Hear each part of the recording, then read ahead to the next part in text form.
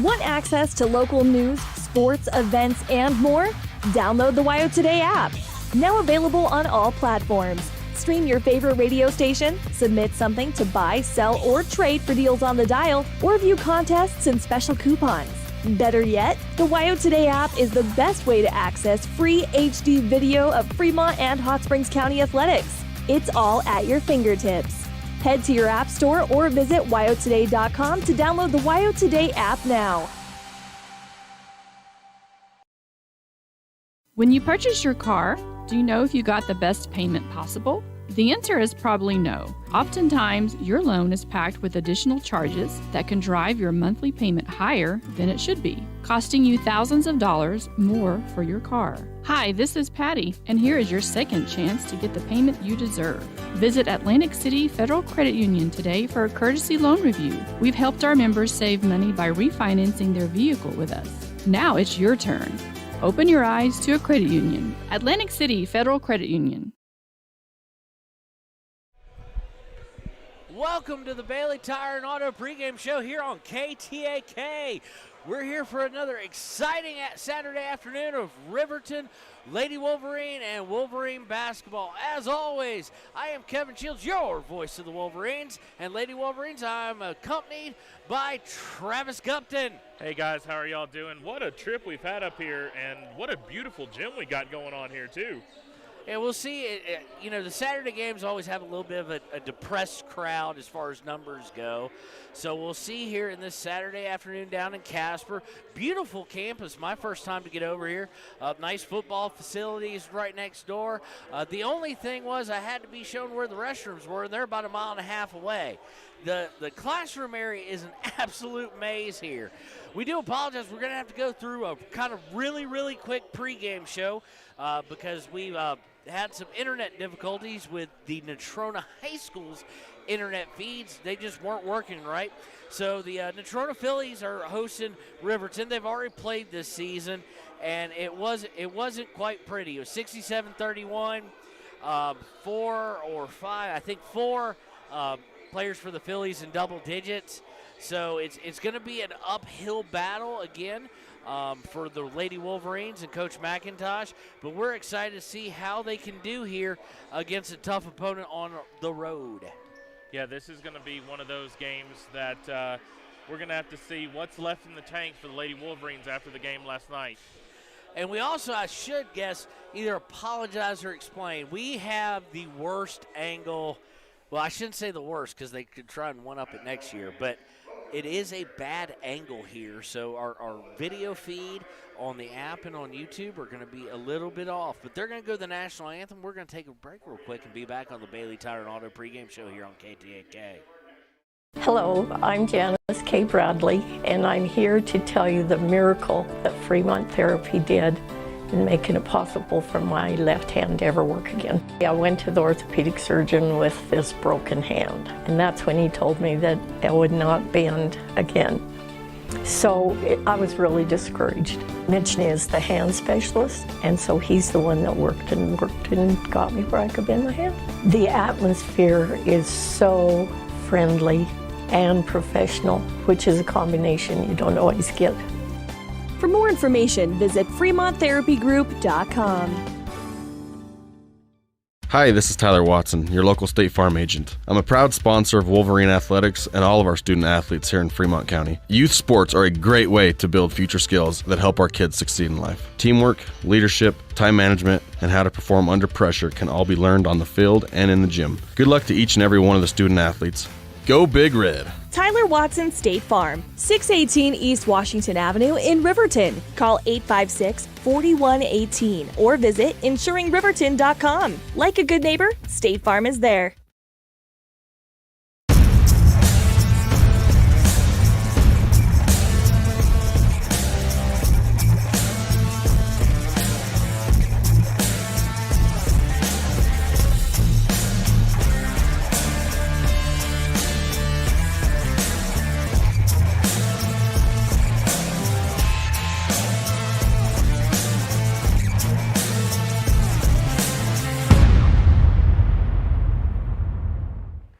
we're back here on the Bailey Tire and Auto pregame show.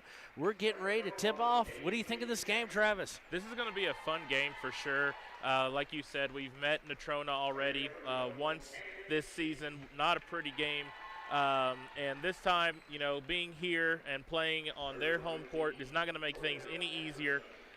We've seen last night Savannah Martinez started to get back into the offensive swing of things. Now it's time for Paisley Jackson and Camden Sheets to join the party, and so we'll see how that plays out. All right, we're going to segue right in here to the Sutherland starting lineup here on KTAK. First of all, for the home team, the Natrona County Phillies, we've got number 21, 5'10" senior, Tamarin Blom. We're trying to get him as we go here from this angle, so we do apologize. Number 0, a 5'7" senior, Caitlin Campbell. And we've got a 5'10" junior, Megan Hager. And then I think we got all the other ones here. We've got a 5'11" junior, Emily Manville. And we've also got, which one was that? 55. Okay, 55, we've got Autumn Ostrander. She's a 6-foot junior. And for your Wolverines, we've got 5'8" sophomore Paisley Jackson. We've also got Camden Sheets, 5'4" senior, making a debut in the starting lineup, as far as I'm aware, is going to be 5'10" sophomore Haley Angstrom, joined by 5'9" junior Jordan Anderson, and as always, 5'10" senior Savannah Martinez. So we are live now here. We didn't get Sutherland's lineup up there. We do apologize to them for that. We'll get them in the boys' game. And the tip goes to Paisley Jackson here. Jackson's going to bring it up into the front court. They are going, well, they're coming towards us, actually. So we'll say they're going left to right on your radio dial. Hands it off to Savannah Martinez. Martinez picks up the dribble, hits Camden Sheets for 3. No good. Martinez fights with Blom for the rebound, and it's going to go over to the Phillies. Partner, this camera angle, like you said, really tough. I'm going to try my best to make sure we get all the shots. Yeah, and I'm up against a rail here holding up my lineup card. So Phillies swinging around. They're going to take a 3, and it's good by Campbell. Quickly, Campbell with the three-point shot, and that's what they do well, three-pointers. And here comes the press, and immediately Riverton turns it over. Paisley Jackson cutting. Haley Ingstrom had the ball and threw it to where she was, not where she was headed. So quickly an unforced turnover here on Saturday afternoon in Natrona. Let's see if they start out going inside. They do. And good defense interior causes a trap. She has to get the ball out, and she does to Manville. Manville looking to drive baseline, kicks it out to Paddock. Paddock has it, swings it cross court over to Campbell. Excuse me, not Campbell, Hager. Ponytail getting in the way of the one there, Travis. Yeah, I mean, and it happens all the time. Don't worry. Hands it out to Blom, then passes it back out to Hager, and we start back out Paddock, resetting the offense. Just a minute, under 1 minute gone in the game, or over 1 minute gone in the game. Swinging around the top, goes up to Hager. Hager's going to shoot a 3. No good. Rebound goes to Paisley Jackson. She's trapped. She's able to break her way free of it, but they're looking to trap again. She gets it to Jordan Anderson, gets it to Sheets, who brings it across the timeline. Martinez for 3. Good! That's good to see Savannah Martinez with that long 3 ball. Very important in a game like this. All right, Paddock's going to bring it into the front court. She looks to go to Blom, who is at the free throw line, and she's going to get fouled. I think it's going to go against Savannah. They don't post them on the board here, so we're going to be quick. It is against Martinez. That's her first, team first. So the Phillies will be inbounding from their own baseline. Inbounded by Hager. Hager gets it up top to Paddock. Paddock brings it all the way back towards half court, sets the offense, swings to the right to Hager. Hager looking back up top to Paddock. Paddock for 3. No good. Rebounded by Blom. Blom goes up, gets the hoop in the harm. Strong move there by Blom. Very good move to get in between the two defenders and get the ball up and in. That foul is going to go against 15. That's Jordan Anderson. That's her first. Team second, and Blom will go to the line to try and complete the traditional three-point play. Takes a couple dribbles, puts it up, and no good. Rebounded by Haley Engstrom. Engstrom immediately trapped in the corner, gets it to Jackson. Jackson looking to come up, gets it to Martinez, and the press is broken. Martinez drives towards the right baseline, gets it up to Camden Sheets, swings all the way to Jackson. Jackson shows a pump fake, then passes to Martinez. Martinez for three. Bam! Martinez off to a hot start here. That's a good sign if you're the Lady Wolverines. Philly's going to bring it into the front court, looking to lean towards their right. They get it over to Manville. Manville guarded by Jackson. Back up top to Paddock. Paddock drives towards the free throw line, picks up a dribble, and gets it over to Hager. Hager all the way swinging it over to Campbell. Campbell had only had 3 points against us last week, but she's already got 3 today. Or not last week, last game in January. Paddock gets it to Hager on the baseline. She swings it all the way up top. They go to the post to Blom. Blom turns and lays it up and in. Blom has that signature one-step and turn move down pat. Press broken. They get the ball to Martinez in the front court, and she's going to set up the offense. She finds Anderson on the post. She puts up a shot. It's no good. Air ball. Rebound goes to Hager. Hager bringing it up, trying to lead a break. Gets it to Campbell on the right side. Back up to Hager. Hager for three. No good. Rebound by Blom, but she can't control it, and Camden Sheets is the beneficiary of it. Sheets picks up a dribble, gets it to Jackson. Phillies in the press, getting close to 10 seconds. Jackson breaks it finally, but dribbles into a trap, and we're going to get a quick timeout by Coach Mack as he saw the trap coming. We're going to take that break with him. We'll be right back. Your score right now, Natrona 7, Riverton 6 here on KTAK. Community Health Centers of Central Wyoming has locations across Fremont County ready to serve you at Du Bois Medical Clinic, Riverton Community Health, and Lander Community Health Pediatrics. We accept all forms of insurance, including Medicaid and Medicare. Are you struggling to get medical care? Ask for their sliding fee scale. From family medicine to pediatrics, Community Health Centers are here to serve you. Call 307-463-7160 or visit chccw.org to schedule your appointment. And welcome back to KTAK coverage of Lady Wolverine basketball. Right now, 7-6, tight one, 4:39 to go in the first quarter. So far, Savannah Martinez all the points, and it's Riverton's ball coming out of that timeout by Coach Mack. Inbound goes to Jackson. Jackson over to Sheets. Sheets looking to drive right, picks up a dribble, gets it to Jackson to Jordanelle. Jordanelle, long two-point shot, misses. Nice rebound by Martinez. She misses the putback, and Manville comes away with it. We're going to get a quick foul. They kind of trapped, but then started all reaching. So the foul's going to go against Paisley Jackson, her first, team third. Quickly, the Lady Wolverines, mainly Savannah Martinez, off to a quick start, and also defensively holding Natrona pretty close. Paddock brings the ball up for the Phillies, swings it over to Campbell. Campbell, a long three, is no good. And the rebound, Jordanelle and Paisley Jackson fight for it. Jackson comes away with it, but you got to know, same team. Gets it up to Martinez. Martinez at the top of the key, picks up a dribble. Gets it to Sheets on the left. Sheets looking to drive all the way across court. Kicks it backwards to Haley Engstrom. Engstrom going to be trapped. She's stuck. Someone needs to come help her. Martinez does. Martinez to Jackson. Jackson looking to drive. Pass is tipped away, but Jordanelle gets it tapped back in to Sheets. Sheets brings it back up top. Here's the trap again. And it hit off the referee, and it goes to Natrona. And not an easy, but rebounded by Paddock after a Hager miss on an easy layup. She puts it up and good. So 9-6 with 3:28 to play in the first, and now we get a turnover. Paisley Jackson, I don't know where she was throwing that ball, but it was about 4 yards out of bounds. Yeah, it looked like it just slipped out of her hands a little bit there. I don't know who she was looking for, but it looked like the pass just slipped out. So far, Natrona's defense and pressure looking a little bit like Cody, a zone trap that is causing all sorts of grief for Riverton. And Riverton's gone into the 2-3 zone. Three-pointer by Natrona is off the mark by Campbell, and Martinez comes away with the rebound. So the zone that we haven't seen a whole lot of, we're now seeing. It worked last night a little bit to stop them, and this close game hopefully will help a lot. Engstrom goes up and underneath on the baseline. She misses, but she is going to get fouled.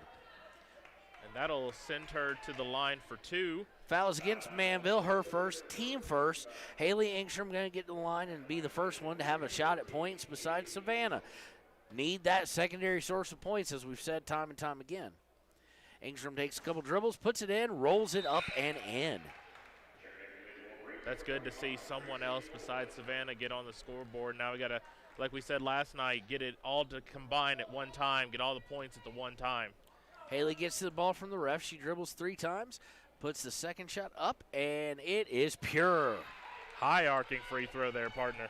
So 9-8 with 3 minutes to go in the first quarter. Paddock's going to bring it up. She's going to get it to Campbell on the right. Campbell cross-court pass to Hager all the way back to Campbell, and now back up top to Paddock. Paddock drives, easy layup. Paddock had that first step. She got off on it quickly, and easy score there for her. 11-8, long pass by Paisley Jackson to Martinez for 3. Good! Savannah Martinez starting to feel it from the long range. She's got 9. Paddock bringing it up. We are all tied up at 11 with 2:28 to go in the first quarter. In the zone, in a kind of moderate 1-1-3, now going to a 2-3, excuse me. But they get it inside to Blom. Blom puts it up and in. And in a 2-3 zone, that should not happen. No, it shouldn't. You're supposed to have to shoot out of it. A long pass by Paisley Jackson again. Luckily, Camden Sheets able to get it after several people tipped the ball. They swing to Engstrom on the left wing. Inside to Jackson. Jackson should have taken her time. She threw up a quick one, and it was off target, and she didn't realize how open she was. Quickly on the break is the Phillies, and they throw the ball out of bounds, but it's off of Riverton. Couple of subs for the Phillies as number 40 comes in. We don't have her on the roster. That is Paris Berea. Let's get her added here. Paris Berea, so number 40. She did not play last time. This is only her 5th game of the season. Inbound goes to Blom. Blom for 3. Not Blom, excuse me. That was Manville. 11, not 21. Rebounded by Blom, and she gets it to Paddock. Paddock drives. I think they may get her on the walk. Nope, they're going to get her on a shove. That she was shoved by, let's find out. Ref goes over to the scorer's table. He's going to flash up some numbers for me. It's going to be on 25. That looks to be Gracie Olheiser.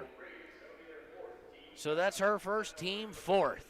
Paddock will go to the line shooting 2, trying to get this past a 1-possession lead as Natrona leads by 2. First free throw is up and good. Paddock, a 67% free throw shooter on the season. Substitute now as looks like Jordan L. Anderson coming back in the game for Engstrom. We have not seen Ella Judd. I don't know if I see. I do see her on. I don't know if I see her on the bench, Travis. We already know Fegler is out. Second free throw was up and good. 15-11 Natrona. Press is set up, and they're trying to break it. Is Riverton? They do. Johnson gets it, brings it up and over the timeline to set the offense. To Sheets on the right side. Over to Gracie Olheiser for 3. No good. Rebound by Paddock. Paddock on the break. Paddock going down the left side. She picks up her dribble. Oh, well, she almost loses her dribble. Does not pick it up. Swings it over to Manville. Manville looked at a 3 but decided not to take it. They swing it cross court, back up top to Paddock. Paddock sets the offense for the Phillies. She goes to her left, guarded by Johnson. Picks up her dribble, swings it cross court over to Barrera. Barrera winds up inside with Manville. Manville with it, trying to post up on Olheiser. She does. No good. Rebound by Martinez. Martinez looking to bring it up. Now she's trapped. Cross court to Jordan L. Anderson, and Anderson didn't know to dribble or pass, and it gets stolen away by Barrera. Barrera with the drive misses, and she's going to get fouled. It looked like Anderson was trying to give that ball to, I believe, 25. Is that Olheiser? That's Gracie. And Olheiser didn't know it. Foul is on number 12. That's Camden Sheets. That's her first, team 5th. Barrera will go to the line to shoot 2. It got deathly quiet in here, partner, on this free throw. It did. Barrera's first free throw is up and rattles out. No good. 48.5 left in the quarter. Still 15-11. And I'm pretty sure I do not see Ella Judd suited up. So we'll see how that plays out. We're losing somebody else with starting experience with Fegler already out for probably the rest of the season. Barrera puts the second one up. It is good. That is her first free throw make of the season. Inbound to Olheiser. Olheiser going to look to bring it up against that press. She tosses it over the timeline to Anderson. Winds up getting the ball back. Winds up in Engstrom's hands on the right side. She gets a screen from Jackson, then hands it right back to her. Jackson cross court to Olheiser. It was tipped away, but the last one to tip it was Olheiser. So here we go, a potential run, 16-11. 32 seconds left in the first quarter, and the Phillies have a chance to break this even open a little bit more. And they will probably hold for the last shot, obviously, with under 20 seconds. Paddock with it up top, does pull it back out as we go under 20. Setting up the offense, she drives, goes to her left, then is going to rub off a screen from Blom. Blom tries to pick and roll. It's not there. They do feed the post. Anderson with a nice tip. She does tip it out of bounds, but it will remain. So it will remain with the Phillies. We see Maddie, I think that's Maddie Fossey checking in. She is for Johnson. And so the Phillies be inbounding it here. They do so to Blom. Blom, a little 15-footer, is good as we go under 5 seconds. 3 seconds, 2 seconds. Jackson's not going to get, oh, she does get it off, and it just barely misses from half court. So after a very tight first 5 minutes, the Phillies have opened up a little bit of a lead for Natrona here on KTAK. Score right now, Natrona 18, your Riverton Lady Wolverines 11. We'll be right back after these commercials. In any sport, athletes face the chance of sustaining an injury. According to the Athletic Training Association, 90% of student athletes reported some sort of sports-related injury. What's more, is 54% report playing while injured. For various reasons, sports-related injuries are increasingly leaving our youth at risk of exposure to opioid-based pain medication. Fremont WhenTheGameSlowsDown.com is here to help navigate monitoring medication, social support, and suggestions on what to do when the game slows down. Brought to you by Fremont County Prevention Program.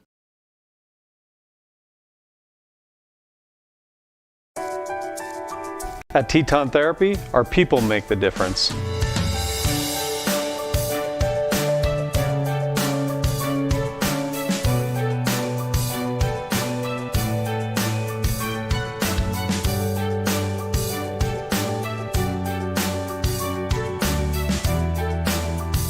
You can live pain-free. The amazing staff at Teton Therapy can help. In Lander and Riverton. Welcome back to KTAK's coverage of Lady Wolverine basketball. We're here at the start of the second quarter. Natrona with a 7-point lead, 18-11 over your Lady Wolverines. Philly's going to get the ball to start off, and they're going to start in the half court. They're going to feed it underneath to Ostrander. She has to kick it back out. Almost a turnover by him, but picked up over to Campbell. Campbell throws to her right over to Swan, who's now in the game. They get back into Ostrander. She puts it up. She's fouled. Look like the foul is going to go against Jordanelle Anderson. And with the evidently lack of, at least I think it's going to go against Jordanelle Anderson. Let's just confirm it. It is. It is. So that's her second. And Travis, with the lack of Ella Judd, that Jordanelle and her kind of sub each other out in some games. So that's team 6. So every foul the rest of the way for the entire second quarter will result in free throws for the Phillies. Ostrander puts that free throw up. Did not look good, and it was not good. Ostrander has only had 5. This is her 5th attempt at a free throw. She's 75%. She's made 3 of the last 4, but now 3 of 5. 3 of 5. So instantly her percentage went down to 60%. And she takes a couple dribbles, steps up, puts it up, and good. Inbound to Olheiser. Olheiser to Jackson as no press on this possession by the Phillies. Jackson going to go to her right, hands it to Martinez. Martinez looking to drive down the elbow, gets it back up to Engstrom, to Fossey. Hits Engstrom, they kick it out to Olheiser. She walked. Took too many steps before she dribbled, and that's going to be a turnover. It's 19-11, 7:18 to go in the half. This is exactly what Riverton did not need, Travis, was allow runs. Yeah, that's been the Achilles heel all season for the Lady Wolverines. Riverton presses, immediately broken, and Bright now in the game scores. Easily for the score there. And that's what happens if you break the press. You have a wide open basket. Jackson over to Engstrom, hit her in the face, but she is able to keep control of it. Up top to Fossey, hands it to Olheiser. Olheiser looking to drive, loses possession, but Engstrom there to bail her out. Engstrom brings it up top, gets to Martinez. A lot of loose hands here. People not getting the passes in as Martinez bobbles it. Martinez tries to go across court with the dribble, and she's going to get fouled. So that will only be the second team foul, I do believe. It's number 10. That's against Hager. That's her first. Team second. So inbounded by Martinez on baseline. Gets it Olheiser, who tosses it to the Sheets. On the wing is Martinez now with the ball. She's going to go back up top. Hand it to Engstrom, and we're going to get a foul away from the ball. 5-second call. As Martinez did not drive towards the basket, and she was closely guarded. So another unforced turnover. Yeah, I have not seen one of those called live before, so that's a first for me. Campbell brings it up, gets it to Swan. Swan over to Bright. Back to Swan, back to Bright, back to Swan. Back to Bright. Again over to Swan. We're just going to keep doing this. Over to Hager. Hager feeds the post to Ostrander. She tries to drive down, but she's going to get called for a travel. So 10-point game right now, folks. Lady Wolverines in a scoring drought as they have not scored in the second quarter, and they really haven't done anything since about 3 minutes ago in the first. Ball needs to go in Savannah Martinez's hands, and as soon as I say that, it does. She's the one facilitating the offense and scoring, and she's going to shoot three right here. Martinez's three is off target and no good. Rebounded by Swan, and I think she stepped out on the line. I'm looking down at the head of the referee. Can't really see what his motion was. But so Jackson's going to be inbound. We see some more substitutions for Natrona. Natrona going deep in the bench without Ella Judd here today or dressed out today, and without Fegler, Coach McIntosh having to go very short bench. Thrown inbounds by Jackson. It winds up getting stolen, and an easy layup on the break by Hager. And quickly a timeout by Coach McIntosh. That's Hager's first points of the day after scoring 16 last matchup. 5:44 to go in the second quarter. 23-11, all Phillies. We'll be right back here on KTAK.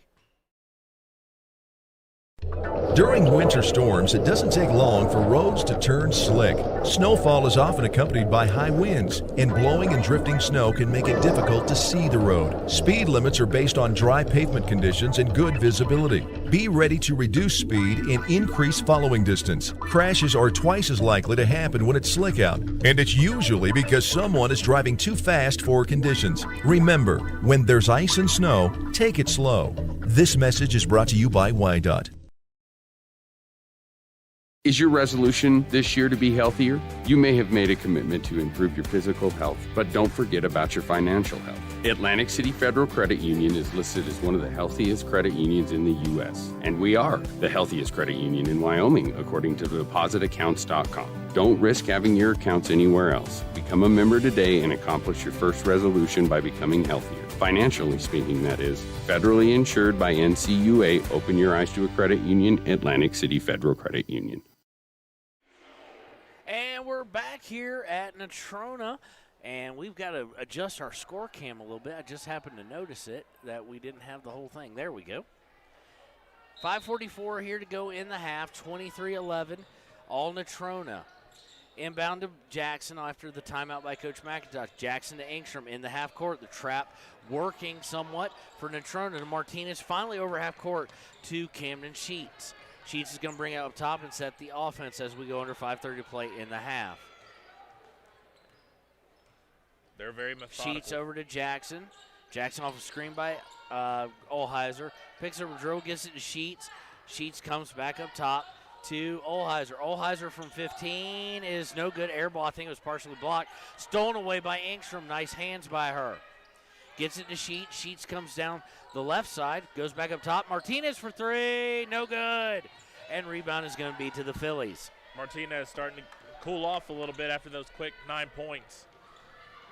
Quickly trying to break, but Natrona is going to turn it over on a bad pass, and it's going to come right back to Riverton. Down by 12, 23-11. We're 3 minutes and 7 seconds into the second quarter, and we have not seen a point in about 7 minutes of gameplay for your Lady Wolverines. And that obviously has got to change. All right, we get some substitutions for the Phillies.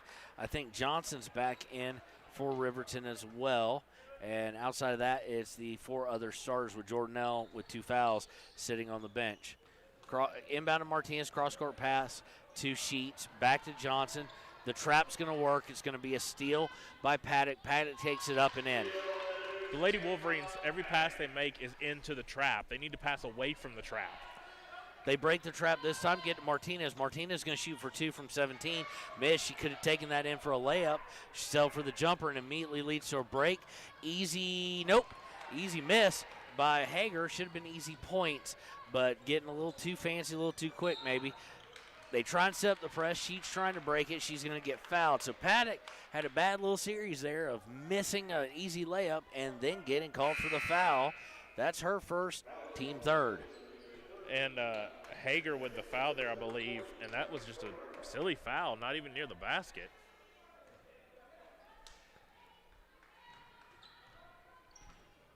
That's Hager's second.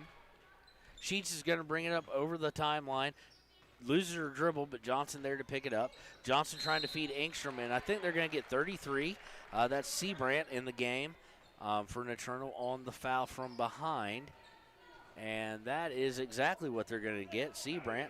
That's the team's fourth, so inbounding will be Johnson. Johnson into Engstrom, nice play, nice cut. Engstrom, easy points. That's the easiest 2 points that Engstrom's going to get all night. 25-13, under 4 minutes to play in the half. Riverton is struggling, down by a dozen. Paddock with it, goes left, hands it off to Blom, winds up in Barrera's hands and back to Paddock.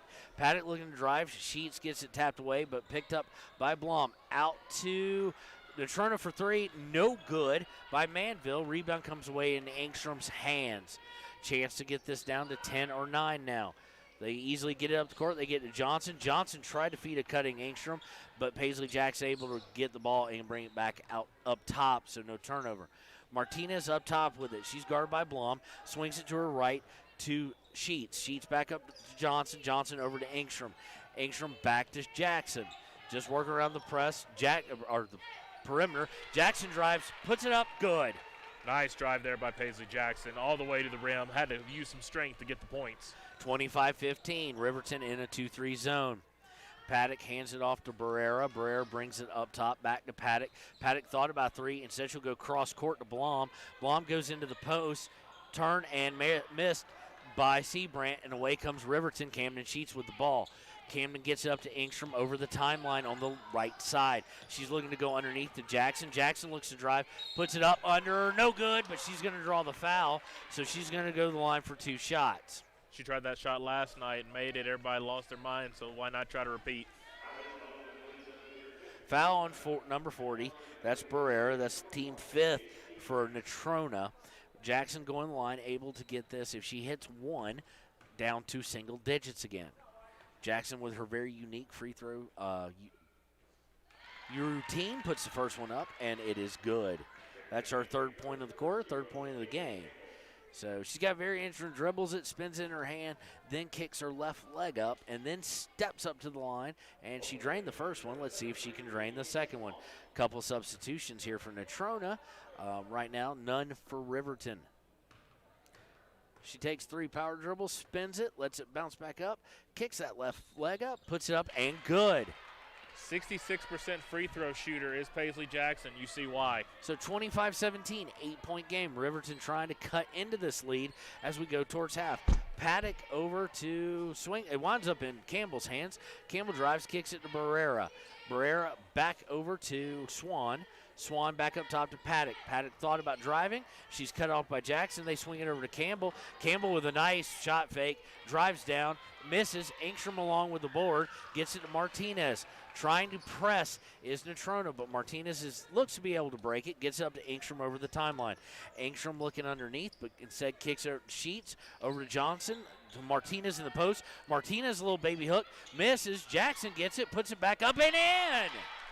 Another strong move by Paisley Jackson. She had 3 Phillies on her, able to muscle it up and score. 25-19 with 1:45 and counting to go in the half. Riverton trying to eat into this lead. They swing it over to Paddock. Paddock looks to drive, stops, pops from 15, good. That's Paddock's game, that little mid-range shot. She loves it. Sheets with it, gets it up to Johnson. Johnson fumbles around, just looks at it, allows Paddock to just take it all the way up and in. Really not good there, and we're going to get a timeout on the floor. We're going to take it with them. So as quickly as it was down to 6, it's now back up to 10. 1:20 to go in the half, 29-19 Natrona. We'll be right back on KTAK. Why should your new floor come from Carpet One? Because we're passionate about the spaces our neighbors call home. We're part of your community, And we're also part of the world's largest cooperative of independently owned and operated flooring stores. So you can be sure you'll get great selection and outstanding value with every installation. Whether it's carpet, hardwood, tile, or luxury vinyl, our experts take the guesswork out of choosing the right floor. We're your local Carpet One Floor and Home, the one store for your perfect floor.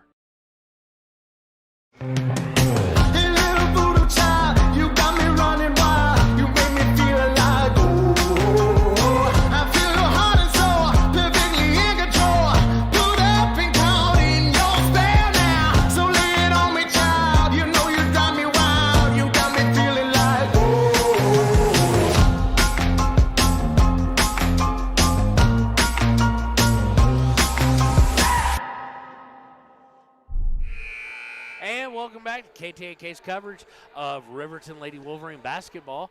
Minute 20 to go in the half. 10-point lead, 29-19 for Natrona. Riverton hanging in there. A lot better offensive performance so far, and they're going to get the ball out of this timeout. It's inbounded Martinez. Martinez bringing it up towards the timeline. They try and trap her, but Jackson, recipient of a pass, broken the trap to Johnson. Johnson picks up her dribble, and she walked. She didn't know what she wanted to do, and she picked up her dribble, and that causes a turnover. So realistically, Riverton, Travis, needs to keep this score about what it is or better. Yeah, absolutely. They need to play really tight defense. They had it to 6 and then let it get it back away to about 10. Hager with it over to Paddock for a three. Good. Just not what they needed. And Paddock is having a whale of a game with 15 points so far. Yeah, and that's bad news all around, and that's even worse news as they pass it out of bounds. No, it was tipped out of bounds by Natrona, so it will not be a turnover. Luckily for Riverton. Riverton with 50.4, now down by 13. Not what they need. Paddock is absolutely on fire. Blom as well with 8 already on the game. Martinez with it, gets trapped, gets it to Jackson. I don't know why. Sheets was standing right there. 15-footer by Jackson is missed. It's going to go off of a Riverton player and out of bounds. So 33.7 left, and what looked like they could get it to manageable looks like, depending on what happens here the next 33 seconds, could be a very, very tough lead to overcome. Yeah, and one thing that we've seen for the Lady Wolverines all season are these runs. They get them close, and then you just start giving turnovers, and then you see what happens here. Paddock now guarded by Fossey. She gets it over. They swing it all the way around. Wide open three by Campbell. In and out, no good. Rebound by Hager. Hager gets it to, winds up in Paddock's hands. Paddock looking to drive, kicks it back to Campbell. Campbell turns down the three, kicks it over to Hager. Hager for three, no good. Ingstrom can't rebound it. Blom gets the rebound set. Campbell goes inside to Manville. Manville to Hager. Hager back out. They need a three. Campbell shoots it, no good, and we go to half. So at the half, 32-19, all Phillies there. Good, kind of last half of the second quarter, pretty good for Riverton. And then the last minute and a half, they kind of let it slip away again. So we'll be right back with the Tyler Watson State Farm Halftime Show here on KTAK.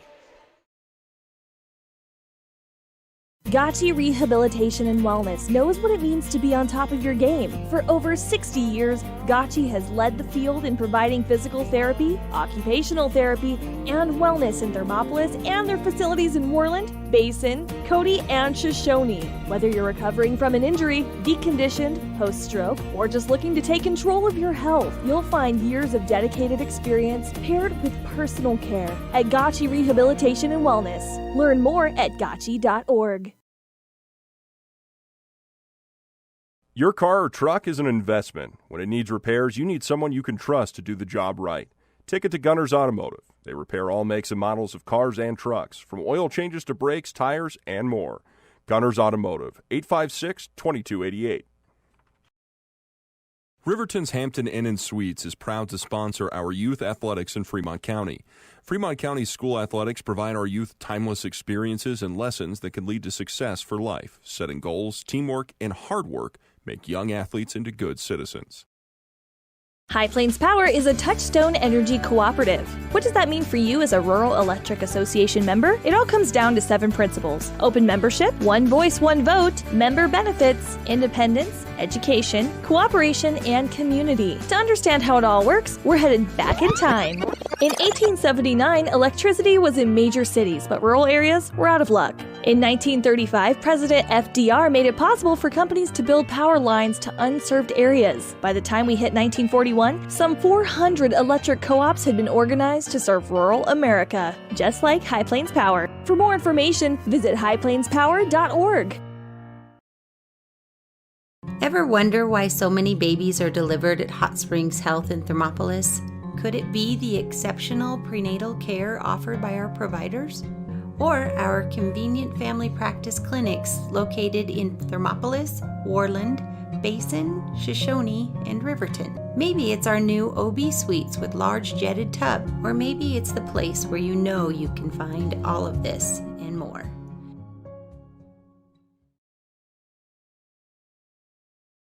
Hi, this is Terry Banker. I'm minister at New Hope Christian Church in Lander, Wyoming. We want to support the kids of this area academically, athletically, and spiritually. Our address is 630 Mount Hope Drive. Come to Sunday school at 9:30 and our worship service at 10:45. Former University of Wyoming quarterback Josh Allen is worthy of Wyoming.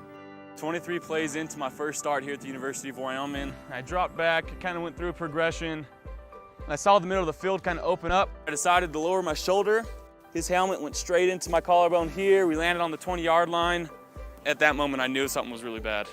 So Josh's collarbone was pretty bad. He had broken in multiple places and it required hardware fixation with the plate in order to get it back together. It was devastating news to me and my family, just knowing that, it could have ended 23 plays in. We had no question whether we could perform the surgery here given our wide range of varying subspecialties within orthopedics. I would recommend Premier Bone and Joint Centers. The thing that made me feel really comfortable with them was they made it feel like your own family. I think he'll have no problem performing in the NFL. His rehab and his recovery done very well, and I don't see any restrictions on him whatsoever. They want the best for you, and they won't steer you wrong. Let us show you why we're worthy of Wyoming. Hi, this is Tyler Watson, your local State Farm agent. I'm a proud sponsor of Wolverine Athletics and all of our student athletes here in Fremont County. Youth sports are a great way to build future skills that help our kids succeed in life. Teamwork, leadership, time management, and how to perform under pressure can all be learned on the field and in the gym. Good luck to each and every one of the student athletes. Go Big Red! Tyler Watson State Farm, 618 East Washington Avenue in Riverton. Call 856-4118 or visit insuringriverton.com. Like a good neighbor, State Farm is there. And welcome back to the Tyler Watson Halftime Show here in Natrona County in Casper. Not the way we wanted to have it go in the first half, especially at the tail end. Much better offensive performance, though, by Riverton. Not in the single digits or low doubles.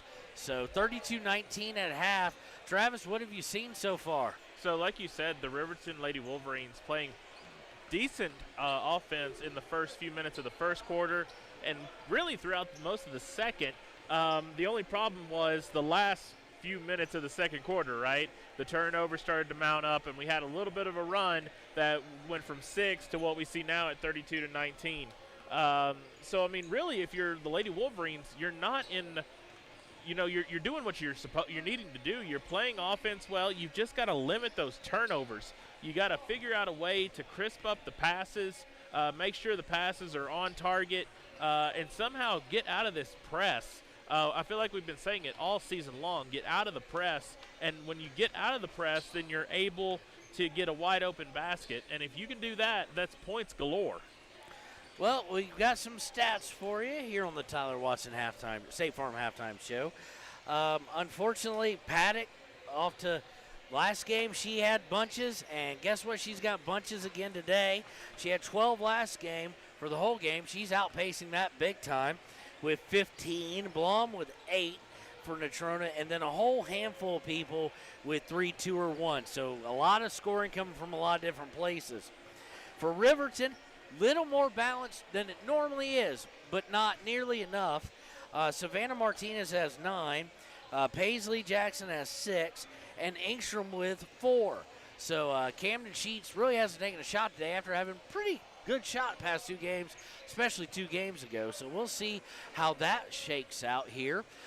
We look forward to a spirited half, and the first 3 minutes of the third quarter going to kind of tell the tale, because we have seen our Lady Wolverines allow a run to enter into the second half. Yeah, and that's going to be something that definitely cannot happen going into the third quarter. And another thing that needs to happen is we are going to assume, at least I will at least, that Paddock will not have 15 points like she did. I think she's going to have to she's going to cool down a little bit. The problem is Savannah Martinez had 9 in the first quarter. She didn't score again in the entire first half. So that's going to change. Yeah, and we're going to have to look at legs as well. We believe Ella Judd is not with us today. We know she's not dressed out or hasn't been dressed out so far. Fegler, another starter. So 2 starters off a team that's not overly deep in scoring ability. So we will see what happens here on the second half. That's going to wrap it up for the Tyler Watson Halftime Show. So we're going to go pay some bills, and we'll be right back with second half action here on KTAK. When repairs are complete after a collision, you expect your car, SUV, or truck to look like new. That's the service you'll receive at Stork Auto Body in Riverton. Professionalism and meticulous attention to detail. You can depend on Stork Auto Body, 841 Miniweb Avenue, Riverton.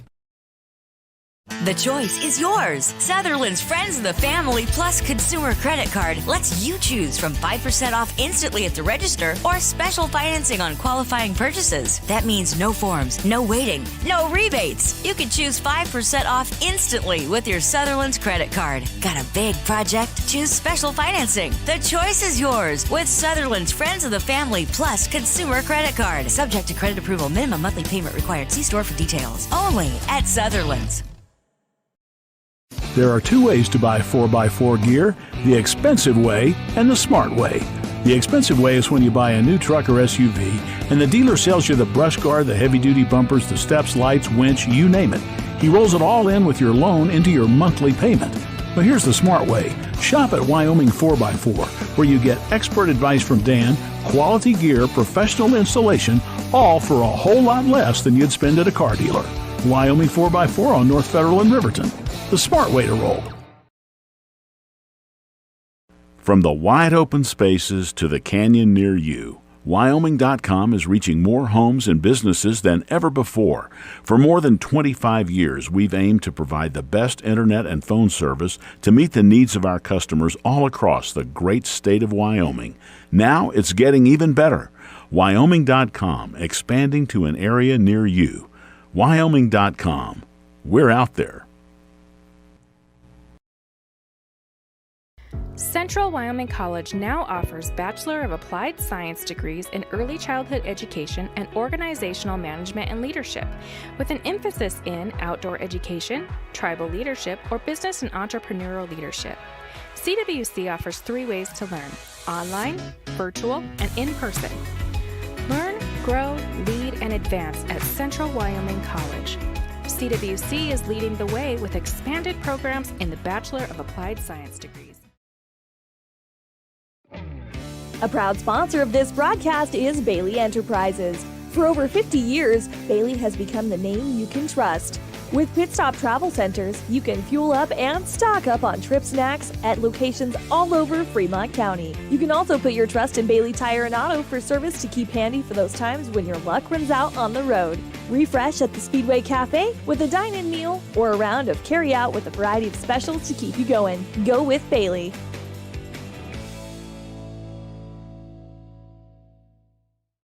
It may be winter. Welcome back to KTAK's coverage of Lady Wolverine basketball. Again, your voice of the Lady Wolverines and Wolverines. Kevin Shields here with you, and Travis Gumpton on the color analyst. Hey guys, and again, thank you for having me.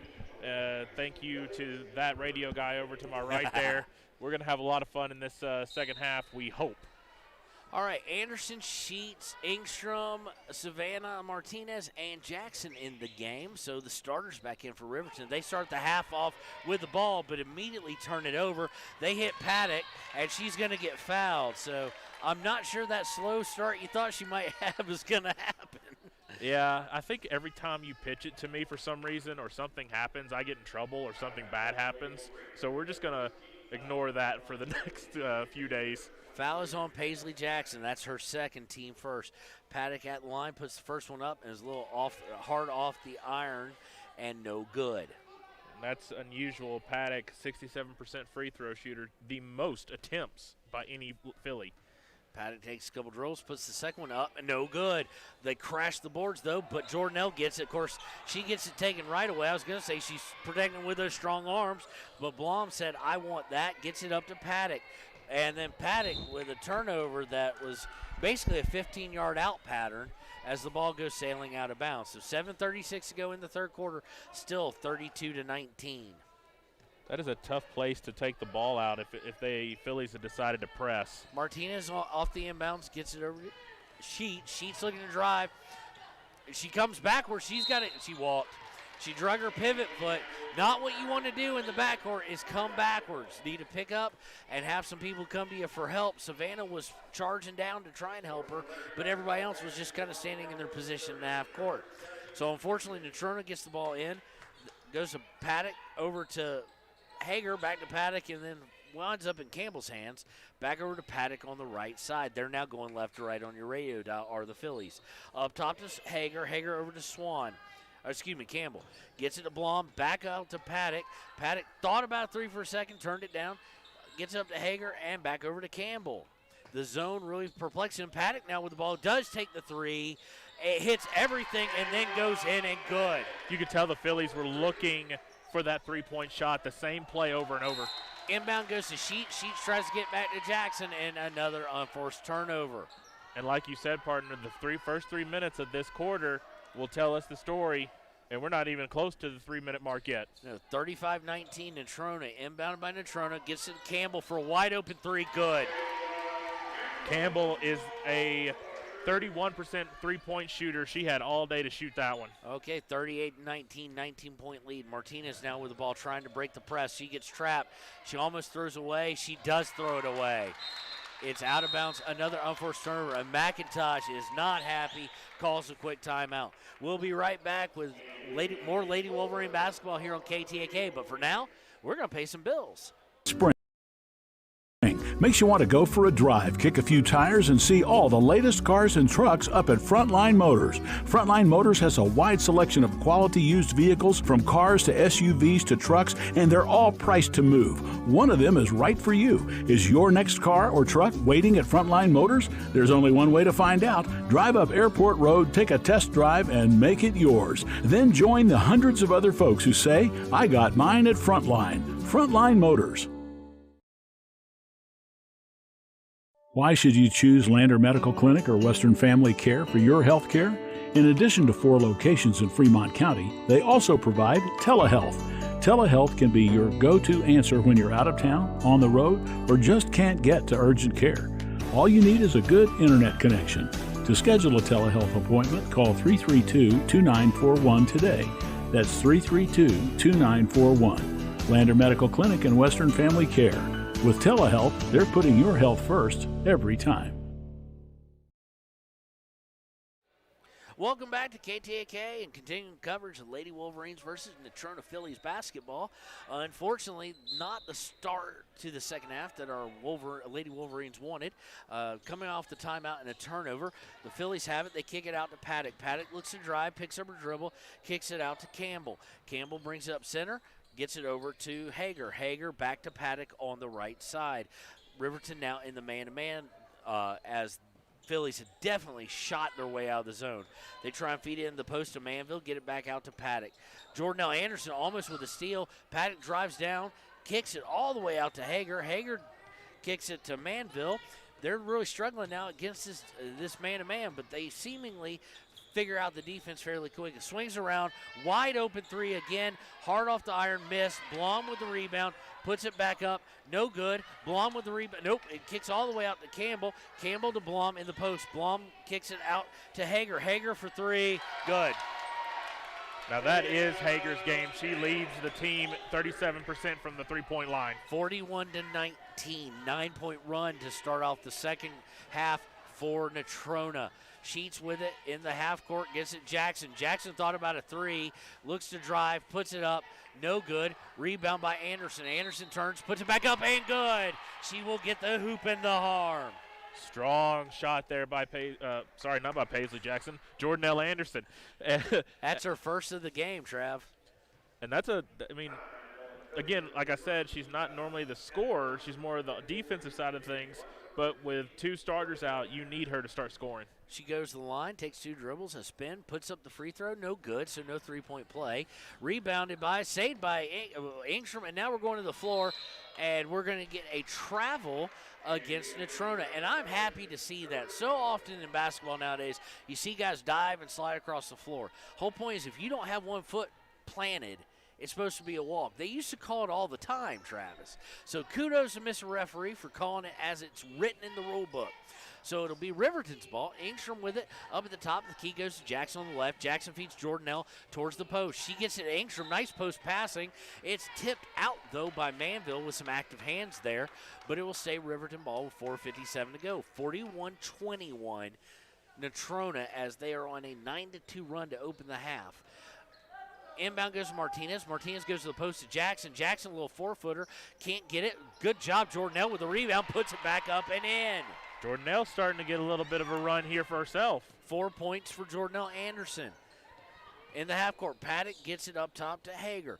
Hager guarded by Engstrom. Back over to Paddock. Paddock guarded by Anderson. They swing it inside to Manville. Manville posting up, puts the shot up.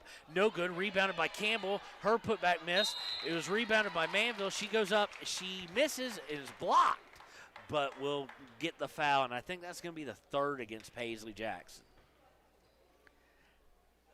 Yes, it is. It is the third second team foul. So Jackson, the second leading scorer of the evening for Riverton, now in some foul trouble. 4:27 to go in the half. Manville puts her first shot up and leaves it short off the front iron. No good. See, Riverton playing a good defense, and I just saw that on that play. But on the second rebound, they let the weak side open, and it gives the Phillies the offensive rebound. Manville going to dribble again at the free throw line, puts her second one up, and it is good.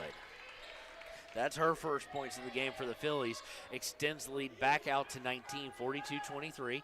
Engstrom to Olheiser now in the game. Back to Engstrom, trying to break now a man press. They do by getting to Savannah Martinez at half court. She looks to drive. She does, shoots a floater, but it's blocked by Manville. And the Phillies looking to break, but they throw it away. Olheiser has it. She's got Martinez in numbers. She gets to Martinez. Martinez goes over the layup. She misses, but is fouled by Manville. That's going to be the second on Manville. Team first for Natrona here in the second half. Savannah Martinez, again, off to that really quick start in the first quarter, 9 points. As far as I know, and I can't tell from the board over here, she's not scored since. First one up and in and out by Savannah. She does have 9 points in the first quarter, hasn't scored since. This will be her chance to get into double digits here and to reduce the lead down to 18. Savannah takes a couple dribbles, puts it up, and it is good, but it's going to be a lane violation against Riverton. That's about the third or fourth we've seen this season go against Riverton. So it's going to remain a 19-point lead, 42-23, with 4 minutes to go in the third quarter. Paddock brings up, gets it to Manville, back up top to Paddock. She gets a screen from Blom. Winds up in the corner, back out top to Manville. Manville hands it to Hager. Hager gets it to Paddock. Paddock from 15, no good. And offensive rebound by Manville, and they're going to call a foul against Manville as she went over the back on that rebound. So quickly, that's her third, team second. And they're bringing in a whole new crew for the Phillies. Yes, they are, because they hate me on trying to figure out their lineup. 3:42, 19-point lead. Riverton going to inbound, but here is the now 3-2 press. Looks to be a man. It is a man-to-man press now. Winds up with Sheets. Sheets to Jordanelle Anderson. Anderson breaks the press, has it up around three-point line, gets it to Olheiser. Olheiser to Engstrom. Engstrom brings it around, gets it to Martinez. Martinez thought about the three, instead drives. She goes down, tripping over her own 2 feet, unfortunately, and it's a turnover. Here comes Natrona. Seabrant has it. It's going to feed, but she as she tried to feed the post on a wise pass, she gets called for the traveling violation. So turnover, so we've been stuck here at 19. Riverton, Travis, has had chances to eat into it. Yeah, both teams really have had either the chance to cut into or to extend the lead. Nothing really happening for a good few minutes here in Natrona. So Vance is going to check in for Seabrant right after that traveling violation. And that's her first action of the day. She did see action against Riverton last time in January, but she had no stats across the line, just got a few minutes of playing time. Martinez on the left side tries to feed Anderson, does. Anderson with a quick turnaround, misses everything, rebounded by Vance. Vance gets it to Swan. Swan bringing it up now for the Phillies. She gets it over to Barrera, who is checked in. Barrera is going to get it Ostrander. Ostrander looking, trying to decide what she wants to do with it. Instead, she gets it back to Swan, who gets it over to Bright. Bright gets it almost stolen away by Martinez. Martinez is going to touch it, though, and it goes out of bounds off her hand. So it's going to be still the Phillies' ball. Fossey now checking in for Sheets. Coach McIntosh substituting where he can. He usually doesn't go overly deep, but he just can't right now, Travis. Yeah, there's with Fagler and Ella Judd out, it's going to be hard for him to sub anybody. On the inbounds, they try and feed the post, and we're going to get a foul, I do believe, or yes, we are. We're going to get a foul, offensive foul against 55. That's Ostrander. That's her first, team third for Natrona. So inbounded to Anderson. Anderson to Olheiser. Oh, Martinez not looking back for the ball. Can't get it. It's going to go off of her and out of bounds. Just not looking back for the ball there, and it's unfortunately a turnover. Still 42-23. I feel like we've been here a while. Yeah, it feels like we have, and it's been slow and chances galore, but no one's been able to capitalize. Swan over to Vance. Vance walks, so we're going to stay at 42-23. Just turnovers, unforced turnovers by both teams, trading back and forth. 19-point lead from Natrona, 2:13 to go in the third quarter. Inbound to Olheiser. It looks like Natrona's not going to press here, so Olheiser brings it up uncontested. She looks to drive, gets into Martinez on the left. Martinez tries to use a screen, gets it back up to Fossey. Fossey drives down, gets it to Anderson. Anderson, a long two, misses everything, but Fossey with the rebound, gets it out to Olheiser. Olheiser looking to go in the post to Engstrom. She does. She kicks out to Fossey. Fossey drives and is going to get called, is going to be the benefit of a foul call, I think, against Barrera. Let's see here. It is against Barrera. That's her second, team fourth. Engstrom going to inbound from the baseline. Kicks it all the way out to Martinez. Martinez looking to drive from the right.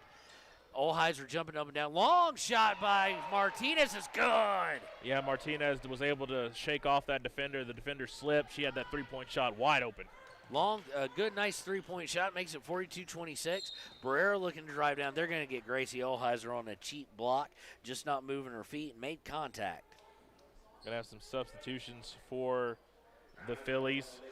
Back in coming Paddock and Hager, two of the starters and two of the stars of this team.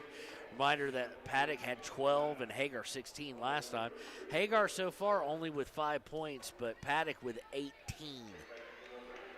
Yeah, and I don't expect her to be done anytime soon. All right, we're going to see Camden Sheets come back in for Savannah Martinez, and the inbound by Natrona. They swing it down to Hager. Hager back up to Swan. Gets it back to Hager for three. Good. They're calling that a two, partner. Her foot was on the line. All right. 44-26, minute 16 and counting in the third. Back out to 18. Gets it to Olheiser. Olheiser picked up her foot and walked. She has a tendency, I've started to notice, when she's looking to pass, that she picks up the left foot before leading the pass with the right, and they're going to call that. That's an easy call every time. Yeah, you definitely want to be able to have that pivot foot just planted like you said, and then pass. Don't move anything. So minute 05 to go in, counting in the third. Paddock with it up top. Swings it over to Hager. Hager has it, looking at the post, but gets it back up to Paddock. Paddock looks to drive, kicks it to Barrera. Barrera for three, no good. Rebound by Engstrom. That's going to be a walk on Engstrom, though. That, though, is not Haley's fault. That's going to go on Johnson. Johnson trying to rebound, literally grabbed Haley on the shoulders and pulled her backwards as she was trying not to fall. We're going to get a 30-second timeout real quick by Natrona, so we'll take it with them and be right back here on KTAK.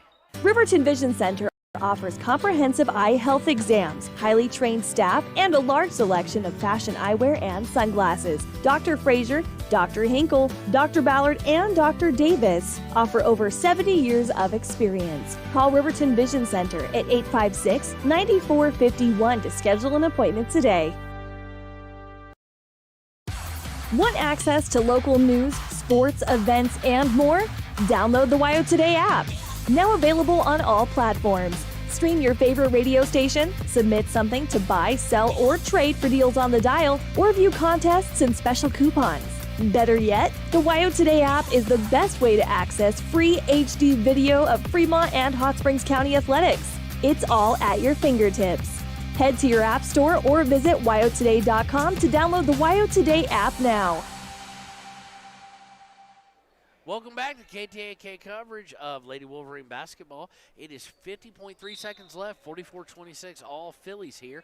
Inbound goes to Hager. Hager's going to try and feed the post, and it's almost turned over, but Swan able to track it down. They swing it all the way around to Paddock. Paddock brings it back up top, swings over to Hager. Hager out to Swan. Swan for three, good. The three-point shot starting to fall.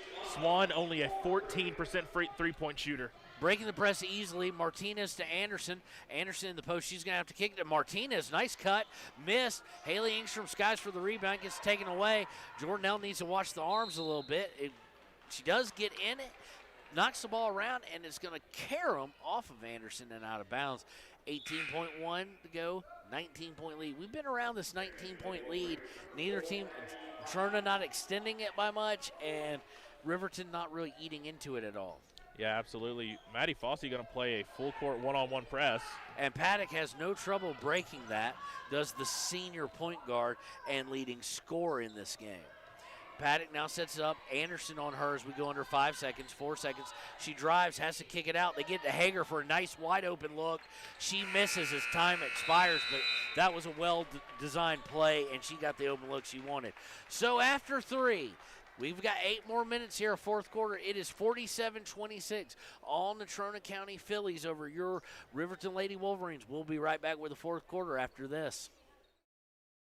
When you purchase your car, do you know if you got the best payment possible? The answer is probably no. Oftentimes, your loan is packed with additional charges that can drive your monthly payment higher than it should be, costing you thousands of dollars more for your car. Hi, this is Patty, and here is your second chance to get the payment you deserve. Visit Atlantic City Federal Credit Union today for a courtesy loan review. We've helped our members save money by refinancing their vehicle with us. Now it's your turn. Open your eyes to a credit union. Atlantic City Federal Credit Union.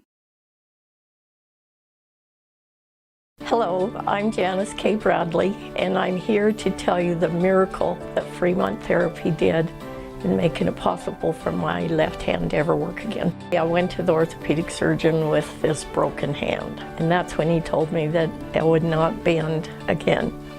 So I was really discouraged. Mitch is the hand specialist, and so he's the one that worked and got me where I could bend. Welcome back to the fourth quarter here on KTAK. Interesting enough, they have Paddock with 0 points on the board. They have no points at all up for them by the players, but she does have 18, and Natrona starts off with the ball. They get it to Blom over to Paddock. Paddock double teamed actually a little bit. She swings it all the way to Blom. Blom for three, no good. Rebound by 33, puts it up, no good. Rebound by Manville, up and good. 2 chances at the offensive rebound there, Travis, and the press in effect with a 23-point lead. And I'm a little bit surprised as, Fossey tries to get it over to Jackson, and she's unable to corral it. It goes out of bounds, and another unforced turnover. What I was saying is I'm a little surprised that they pressed with this massive lead that they have. I kind of thought they'd back off into the half-court set. I would have thought so too, but maybe it's something trying to get ready for regionals coming up and state playoff runs, because as much as we say it's Cody verse East, we could see some things out of this team from Natrona if Paddock gets hot like she's been in others. They drive down after a whole bunch of craziness, gets it to Sebrandt, and she goes up and scores her first 2 of the night. Yeah, very nice look there by Jackson Sebrandt. with a walk, and it's going to be another unforced turnover. I'm not trying to say this to be derogatory, but they've got to eliminate we're too late in the season to see this many unforced turnovers. Now, granted, probably legs causing a little bit of that today, but another traveling violation. So Natrona with the ball, up by 25. They've got it over to Blom, and there's an unforced turnover by Natrona as they were trying to hit a cross-court pass to Paddock with 6:46 to go. That's hard to say, isn't it? Yes. We've yet to have a jump ball, though. And yes, ladies and gentlemen, I was crafting analogies for it being the worst rule in all of hoops. So inbounded, they're still in the press. I'm a little more actually thrown back by the fact they still have all their starters in, or most of them. So the press working as you would think. Engstrom to Martinez. We're going to get a 10-second call right as they were crossing over. So it's going to be a turnover, 25-point lead, 51-26, all Natrona with 6:35 to go. Well, partner, this is a school that knows winning. We see the banners all around us here. I mean, all the way back to like the 1940s, this is a school that knows winning. Yes, it is. Reminder that the boys' game will immediately follow this girls' game, and the boys have a chance to clinch first place in the region clinch the region regular season championship and the #1 seed in the regionals that'll be hosted in Riverton. They can absolutely clinch those today, so that'll be fun. Natrona likes to play spoiler, so we'll see how that goes. And we have a turnover by Natrona, so it's going to be Riverton's ball. Everybody just looked at here at the catwalk that we're on. I'm looking to see if we dropped something. Inbounded by Riverton. Zone press, and boy, did it work. Hager gets it, then Anderson, then it goes off of Hager and out of bounds. I'm a little confused, partner, because this official right in front of me signaled a foul on number 11 for somebody, but nothing changed on the scoreboard. Number 11, yes it did. Manville with her 4th foul. She got 4 fouls up there, so I missed that. So that's team number 5. Next one will be team 6, if I've got that right. But immediately a turnover by Riverton in the half court, and it's going to go back over to Natrona with 6:12 to go in the game. Paddock's going to bring it up over the half court. It has been all Phillies here in the second half. Swings it back and swings it all the way around, back over to Paddock on the right.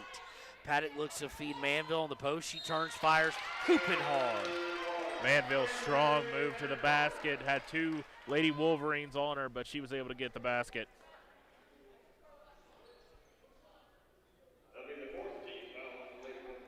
That's the third foul against Anderson. That's 4th team foul. Manville will go to the line to try and complete the traditional 3-point play. Takes a few dribbles, puts it up way off target, way to the left. But the rebound goes to Blom, and she's going to get called for. Oh, she must have touched out of bounds. No foul. Olheiser going to check in, so it'll go to Riverton. Still in the press, up by 27 points. Shocking. Inbounded, goes over to Engstrom. Engstrom looking to break the press, almost goes into a trap, but gets it to Olheiser. Olheiser is going to throw it and turn it away. I think it was off Natrona. It is, and it will remain Riverton basketball with 5:44 to play. Partner, anything that happens down here on the baseline, we have to like almost lean over onto the bar to be able to see what happens. So Anderson going to inbounds it, gets it to Engstrom.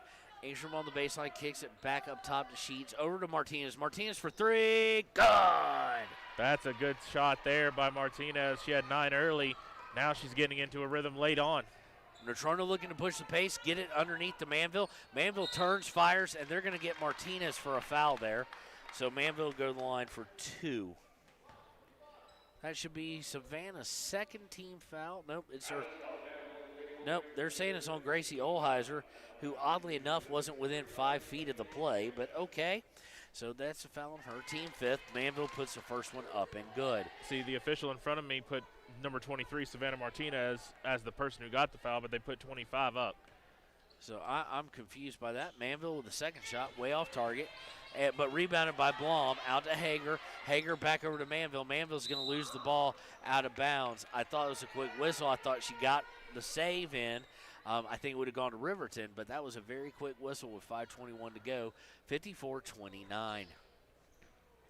Inbound to Sheets, a little bit token pressure, now turns into a full court press.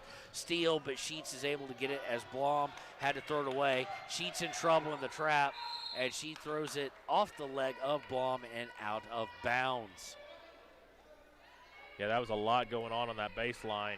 Really, it kind of didn't seem like there was urgency there when the Lady Wolverines got the ball. Inbound to Olheiser. Olheiser up to Jackson across the midcourt line. Jackson now trapped in the half court, gets it up top to Olheiser. Olheiser goes right back to Jackson. Jackson to Engstrom. Engstrom puts it up, no good. Unable to finish. Blom with the rebound. Paddock to Hager. Hager with a layup and good. This time she finishes the easy look. Good look all the way down the court to get to Hager. Inbound into Sheets, gets to Jackson. Jackson to Engstrom, and they go over the half court line. The press still in effect, though. Engstrom falls down, has to get to Sheets. Sheets is going to be trapped. She has nowhere to go. She has very little help. We're going to get a 30-second timeout by Coach Mack to bail her out, and we'll be right back after these messages here on KTAK. Is so friendly and professional, which is a combination you don't always get. For more information, visit FremontTherapyGroup.com. Hi, this is Tyler Watson, your local State Farm agent. I'm a proud sponsor of Wolverine Athletics and all of our student athletes here in Fremont County. Youth sports are a great way to build future skills that help our kids succeed in life. Teamwork, leadership, time management, and how to perform under pressure can all be learned on the field and in the gym. Good luck to each and every one of the student athletes. Go Big Red! Tyler Watson State Farm, 618 East Washington Avenue in Riverton. Call 856-4118 or visit insuringriverton.com. Like a good neighbor, State Farm is there.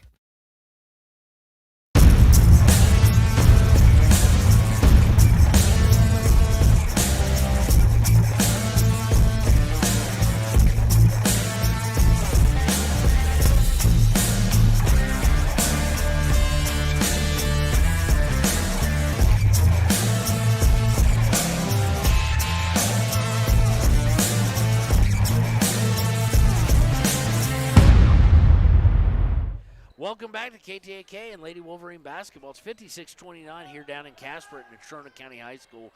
All Natrona County Phillies. Out of the timeout, they get it down to Anderson. Anderson turns and fires and is good.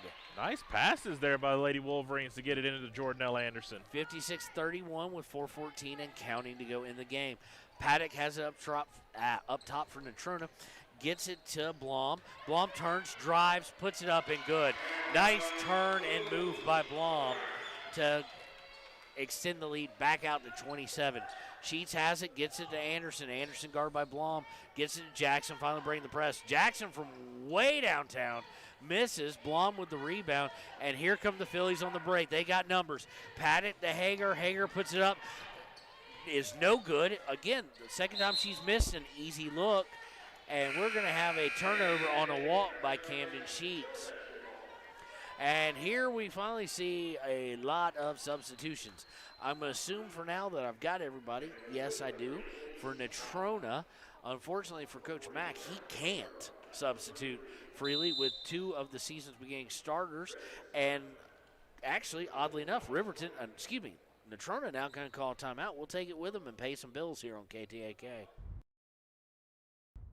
Community Health Centers of Central Wyoming has locations across Fremont County ready to serve you at DuBois Medical Clinic, Riverton Community Health, and Lander Community Health Pediatrics. We accept all forms of insurance, including Medicaid and Medicare. Are you struggling to get medical care? Ask for their sliding fee scale. From family medicine to pediatrics, Community Health Centers are here to serve you. Call 307-463-7160 or visit chccw.org to schedule schedule your appointment. People. Welcome back to KTAK's coverage of Lady Wolverine basketball. 58-31, inbound going to be by Natrona, who has that 27-point lead. They feed the post. She puts it up, no good by Ostrander, but stolen right back off the rebound, put up and good by Swan. Strong defensive play there by Swan. Inbounded to Martinez. Martinez looking to drive up. She does. Cross-court pass to Sheets. Sheets looks to drive, but kicks it back out to Olheiser. Olheiser bringing it to the left, back up to Sheets on the perimeter, and she shoots a 17-footer, misses everything but backboard, and looks to be Swan came away with that. Yeah, Swan with the ball as she comes up court, almost threw it away there. Seabrant with it. She walks, and she just stared down the referee. That was almost like that Valley Girl look of disgust. Just, are you kidding me? So inbounded by Sheets to Jackson. They could have gotten Jackson for a walk there on that pass. She did do a little stutter step, but Jackson brings it up into the front court. No press now by Natrona. We're under 3 minutes to go with a 29-point lead for them. Gets it to Martinez. She's going to shoot a three. Misses. Rebound by Anderson. Anderson puts up and misses. Seabrant comes away with it and gets it to Swan. Swan coming down. Gets it over to Bright. Bright tries to get Ostrander, but Jackson comes away with the steal. Under 2.5 minutes to play here. Jackson tries to get Anderson in the post. She does. She's going to get blocked from behind by Seabrant, but there was some contact there. So Jordanelle's going to go to the line for two. Looks like some substitutions are going to come in at the next dead ball for the Lady Wolverines. I see Maddie Fossey for sure. I can't see the other two. Maddie Johnson and Engstrom going to come in. Jordanelle takes 2 dribbles, puts the first free throw up and good. And it looks like Vance is going to come back in for Natrona.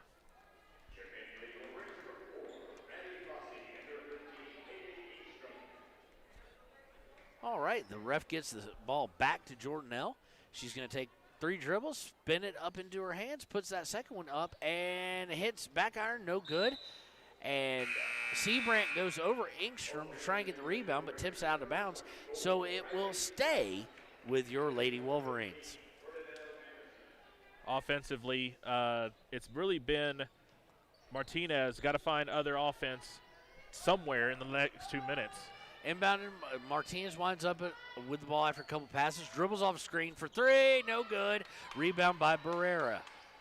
Barrera looking to beat the pressure by Fossey. She does. Gets it all the way, but tries to find a deep pass. Winds up in the hands of Jackson. Paisley coming back the other direction. She's going to try and go all the way down. She tried to force the action, and she's going to get fouled and go to the floor. That foul is going to go against Bright of Natrona. So that will be their team 7th. They're saying, yes, team 7th. They're putting, I see what they're doing now. They're putting the next foul up. Okay. On the total team fouls because they don't have that on the scoreboard. So Jackson going in the line for 1-and-1. She does her unique free throw routine, puts it up. Oh, rims in and out. Rebound by Martinez. Martinez puts it back up, can't get it in. Comes away to Natrona. Seabrant with the rebound, gets it to Swan. Swan over to Vance. Vance brings it up top and throws it to nobody. Fossey comes away with it and is going to pick up her dribble. No, she's going to keep it. Now she picks it up, gets it to Savannah for 3. No good. Rebound comes away to Johnson. Johnson out to Engstrom for 3. No good. Rebound almost by Fossey, but Barrera able to sky over her. And here they come on the break, this Natrona, but they don't have numbers. Barrera is going to have to get it back up top. It winds up in the hands of Vance. Vance throws it over to, swings it around to Seabrant. Seabrant back up top to Swan. Swan has it, gets it over to Bright, looked at the post, and then swings up top. And we're going to get a timeout on the floor by Natrona. Natrona's going to call a timeout. It's going to be 30 seconds. We'll take it with them. Be right back here on KTAK. In any sport, athletes face the chance of sustaining an injury. According to the Athletic Training Association, 90% of student athletes reported some sort of sports-related injury. What's more, is 54% report playing while injured. For various reasons, sports-related injuries are increasingly leaving our youth at risk of exposure to opioid-based pain medication. FremontWhenTheGameSlowsDown.com is here to help navigate monitoring medication, social support, and suggestions on what to do when the game slows down. Brought to you by Fremont County Prevention Program. Welcome back here to KTAK. Minute 4 seconds left in the Lady Wolverines game. They're trailing by 28. Natrona with the ball. They've got their bench players and JV players in the game now, and they've had them in for about the past minute or so. They swing it to Teague, who's getting her first action. Over to Vance. Vance looks to drive, hands it to Bright, and we're going to get a foul on the floor, but that's going to result in no, it will not. That's Team 6, so that foul's going to go against... I saw number 3. That's going to go against Brown for Riverton. So everybody shooting free throws, next foul. Inbounded by Natrona. They feed it underneath in the post. Seabrant unable to score, gets her own rebound, unable to score again. Olheiser with the rebound, gets it to Fossey. Fossey's going to bring it over the timeline as we go under 30 seconds to play. Olheiser has it on the left, gets up top to Engstrom. Engstrom to Johnson. Johnson thought about a 3, but swings over to Fossey. Fossey on the right side looking to drive. Fossey feeds Engstrom underneath. Engstrom puts it up, does not convert, but will get the foul. So she'll go line to shoot 2. That foul is going to go against, I do believe, Seabrant, number 33. That's her 3rd, team 8th. Yeah, and honestly, partner, going into regionals coming up and against Cody, I'll wait for 1 second. Engstrom misses the first off to the right. The Lady Wolverines are going to have to find some kind of offense from someone else who's not named Martinez, and the defense has got to get a lot tighter. Second free throw up by Engstrom goes in, out, and back in. So Engstrom getting her first point of the second half. Natrona brings it up as we go under 15 seconds. They get to Vance. Vance drives down, misses, rebound. They kick it back out to Vance. To Teague, excuse me. Vance with a steal as Riverton has stolen the ball. 2 seconds left, 1 second left, and they're just going to dribble it out, and that's going to be the final score. So after the full game, Natrona Phillies 60, Riverton Lady Wolverines 33. So not what we wanted to see. We'll be right back here on the Click It or Ticket postgame show here on KTAK.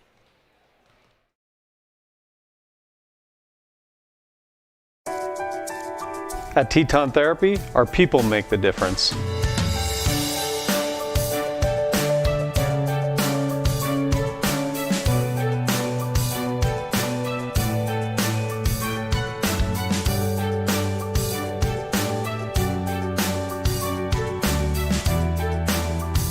You can live pain-free. The amazing staff at Teton Therapy can help. In Lander and Riverton.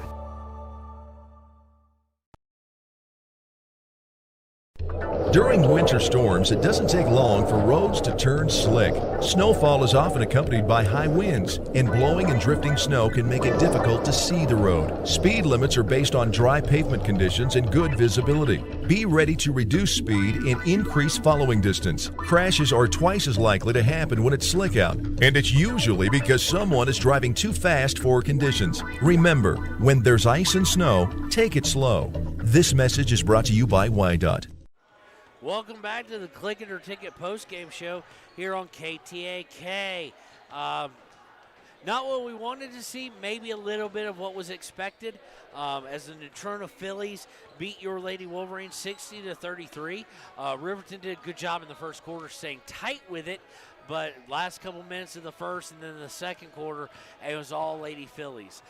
They're a team that has some high goals as far as competing with Cheyenne East and Cody, who are considered the top 2 teams in 4A classification in Wyoming and are heavy favorites to meet up in the championship game. The tale of the tape really, post-game, is really simple. 4 girls scored for Riverton. 1, 2, 3, 4, 5, 6, 7, 8, 9, 10 scored for Natrona. So they got a lot more bench points and a lot more help. The leading scorer on the day was Paddock with 18. Blom finished with 10. And then Campbell with 6. Swan with 5. Hager with 9. Manville with 6. Seabrant Brightbow with 2. Ostrander and Barrera both with 1. on your Lady Wolverine side of the ledger, it was a little bit better than we've seen as far as the scoring spread. But Paisley Jackson with 6, Engstrom with 5, Jordan L. Anderson with 7. But our Papa Murphy's player of the game, this was an easy one, is going to be Savannah Martinez with 15, all from the three-point line. Travis, what did you think of her game today? So definitely one of the things that we're going to have to address, because next week, if I remember correctly, partner, is Cody.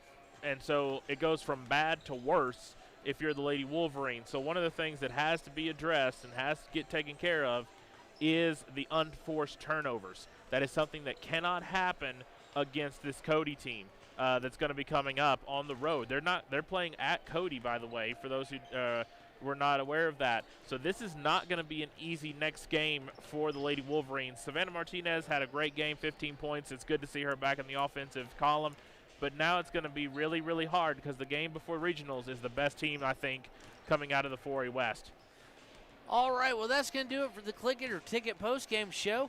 We'll be right back here for the boys' game between Natrona Mustangs and the Riverton Wolverines here live in Natrona. And we'll be right back with the Bailey Tire and Auto pregame show here on KTAK. Is your resolution this year to be healthier? You may have made a commitment to improve your physical health, but don't forget about your financial health. Atlantic City Federal Credit Union is listed as one of the healthiest credit unions in the U.S., and we are the healthiest credit union in Wyoming, according to depositaccounts.com. Don't risk having your accounts anywhere else. Become a member today and accomplish your first resolution by becoming healthier. Financially speaking, that is. Federally insured by NCUA. Open your eyes to a credit union. Atlantic City Federal Credit Union. Why should your new floor come from Carpet One? Because we're passionate about the spaces our neighbors call home. We're part of your community, and we're also part of the world's largest cooperative of independently owned and operated flooring stores. So you can be sure you'll get great selection and outstanding value with every installation. Whether it's carpet, hardwood, tile, or luxury vinyl, our experts take the guesswork out of choosing the right floor. We're your local Carpet One Floor and Home, the one store for your perfect floor.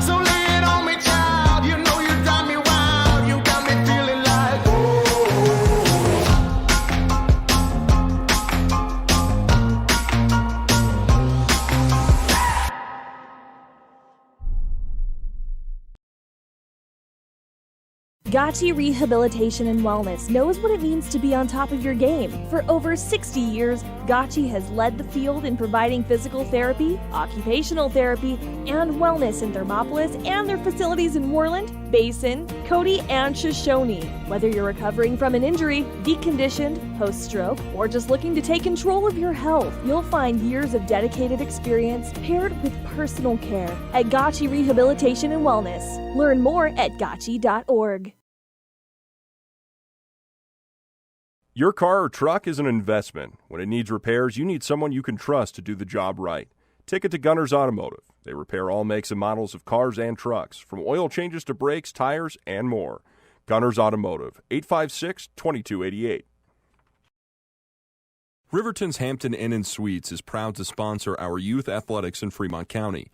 Fremont County's school athletics provide our youth timeless experiences and lessons that can lead to success for life. Setting goals, teamwork, and hard work make young athletes into good citizens. High Plains Power is a Touchstone Energy cooperative. What does that mean for you as a Rural Electric Association member? It all comes down to 7 principles: open membership, one voice, one vote, member benefits, independence, education, cooperation, and community. To understand how it all works, we're headed back in time. In 1879, electricity was in major cities, but rural areas were out of luck. In 1935, President FDR made it possible for companies to build power lines to unserved areas. By the time we hit 1941, some 400 electric co-ops had been organized to serve rural America, just like High Plains Power. For more information, visit highplainspower.org. Welcome back to the Bailey's Tire and Auto pregame show here. We've got the #1 team in 4A West region The Riverton Wolverines, our Wolverines, facing off against Natrona. A win today gives them the guaranteed 1 seed and a guaranteed region regular season championship based on the tiebreak that they have with Green River. Of course, they can win it completely outright next week or depending on what Green River does today. So what are you looking for, Travis? So this is going to be an interesting matchup for sure. We've met Natrona County already once this season. I was not at that game. I do not know the final score, to be completely honest with everybody. But I do know that this is a different Wolverines team than the first time we played Natrona. We've talked about it a couple of times throughout the last couple of weeks about this team finding their style, and that is the defensive side of the ball. We have seen it throughout the last few games. If it's close, it's a Riverton Wolverine win. It's what they've been doing the last few weeks, and it's working. This Natrona team is looking for offense. Their leading scorer is Davis Parker, number 12. He only averages 9.8 points a game. The next highest is at 6 points a game. So they're looking for offense, and hopefully the defensive side of things for Riverton in the second half is really when things have been going for the Wolverines. That's when things need to start getting together for our Riverton Wolverines. Well, he may only average 9, but he had a field day against Riverton last time. We had some technical issues in the second half, but we do know in the first half alone he had 13 last week. They had 25 in the half, and he had himself a bit of a game. So we've got about 1 minute left. When we come back from commercial break, we'll roll right into the Sutherland starting lineups here on KTAK. Ever wonder why so many babies are delivered at Hot Springs Health in Thermopolis? Could it be the exceptional prenatal care offered by our providers? Or our convenient family practice clinics located in Thermopolis, Warland, Basin, Shoshone, and Riverton? Maybe it's our new OB suites with large jetted tub, or maybe it's the place where you know you can find all of this and more.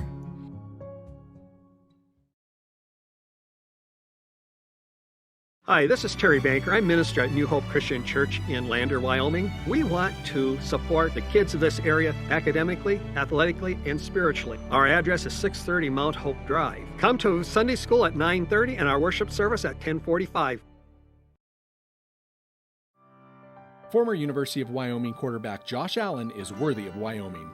23 plays into my first start here at the University of Wyoming. I dropped back, kind of went through a progression. I saw the middle of the field kind of open up. I decided to lower my shoulder. His helmet went straight into my collarbone here. We landed on the 20-yard line. At that moment, I knew something was really bad. So Josh's collarbone was pretty bad. He had broken in multiple places, and it required hardware fixation with the plate in order to get it back together. It was devastating news to me and my family, just knowing that, it could have ended 23 plays in. We had no question whether we could perform the surgery here, given our wider range of varying subspecialties within orthopedics.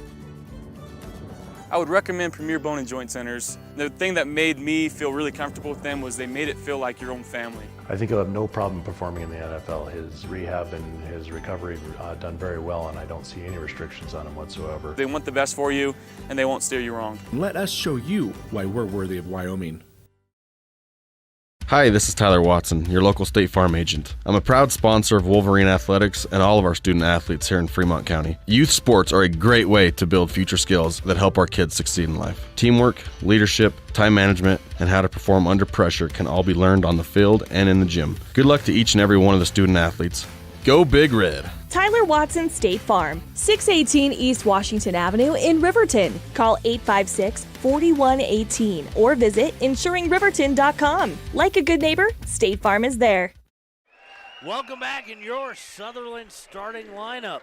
For Natrona, it's going to be number 12, Parker, number 14, Rogers, number 20, Dutcher, number 21, Heathman, and number 23, Paddock. For your Riverton Wolverines, it's going to be a junior, number 0, Jason Vincent. A senior, number 20, Derek Lang. Senior, number 23, Tanner Johnson. Senior, number 45, Lucas Engel. And the man guiding the show from the point, sophomore, number 12, Parker Paxton. All right, and we are here to tip it off. Riverton is going to be going left to right on your radio dial as Engel and Paddock will tip off the ball. Referee signals that he is ready to go, and he's getting ready to tip it off. Tip is up. Engel wins it. Goes over to Johnson, who hands it to Paxson. Paxson brings up the center to Vincent on the right. Vincent on a screen from Engel. Gets open, gets it to Engel. Engel from the three-point line. Picks up his dribble, swings it to Tanner, who has to sky up to keep it from going over his head.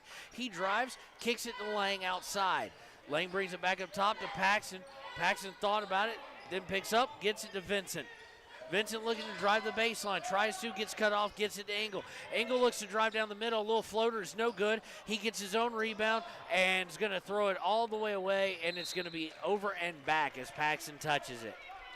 Chaotic first possession for the Wolverines. Engel with the drive and threw it away. Parker tried to go after it, but over and back. Inbound going to be by number 23, Paddock, it looks like. He's going to set a screen for Rogers. Rogers goes left, tries to hit the alley-oop, and they miss it. No dunk there, just a layup. Kicks it back out, though, on the offensive rebound to Overstreet, who gets it right back to Rogers. Rogers to Overstreet, over to Parker.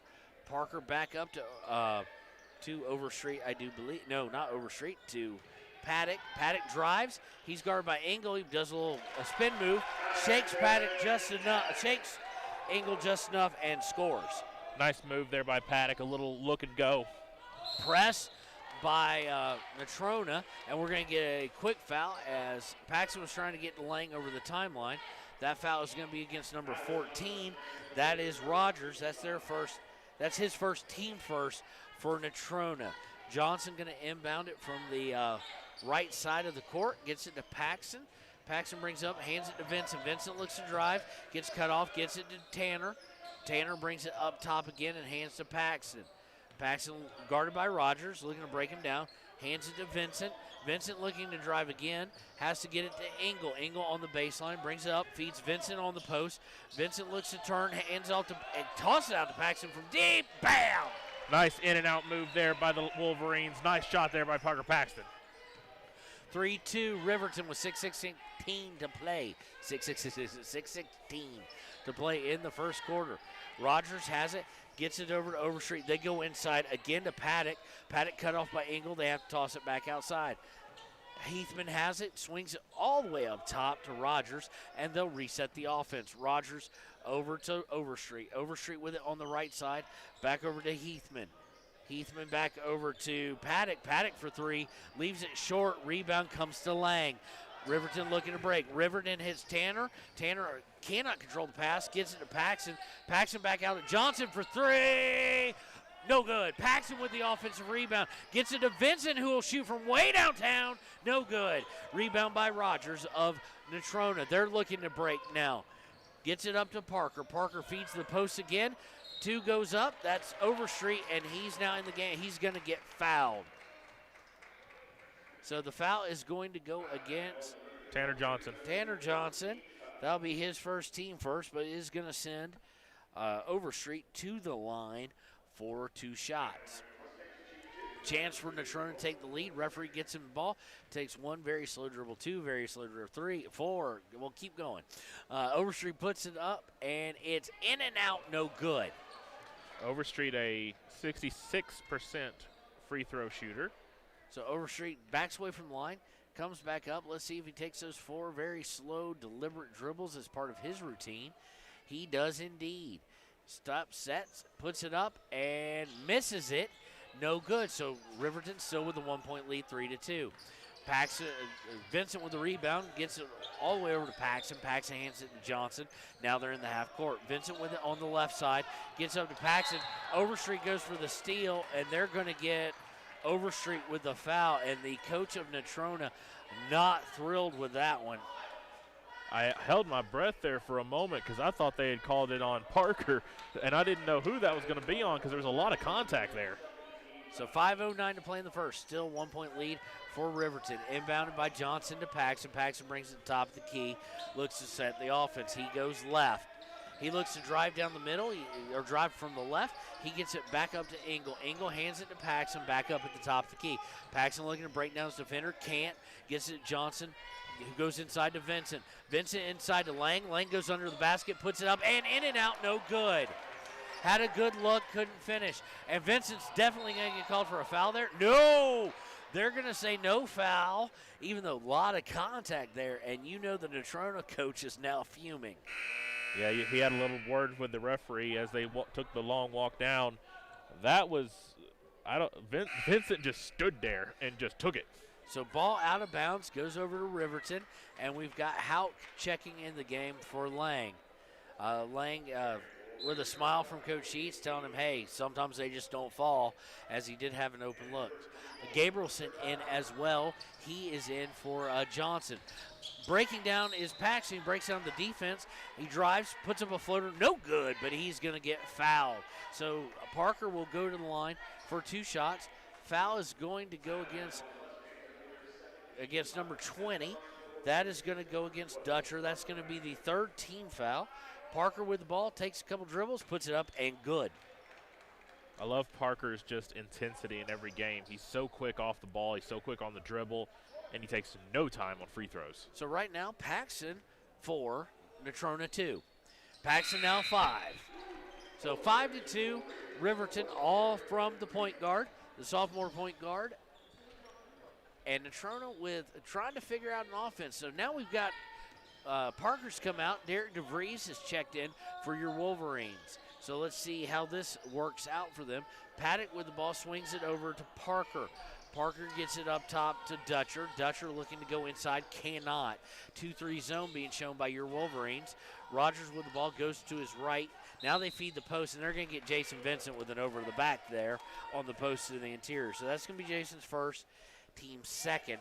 And it's going to be inbound as it was on the floor by Natrona. Derek DeVries had a good game last night, scored some points, had some defensive plays, so good to see him early in this one. Dutcher throws it away on the inbounds.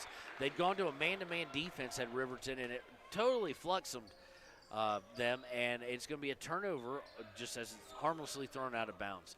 Gabrielson's going to get it and bring it up the court now. He's assuming the point guard roles. Gets it to DeVries on the right, over to Hauk on the baseline. He tries to feed Jason Vincent, ill-advised pass, and it is stolen by Rogers.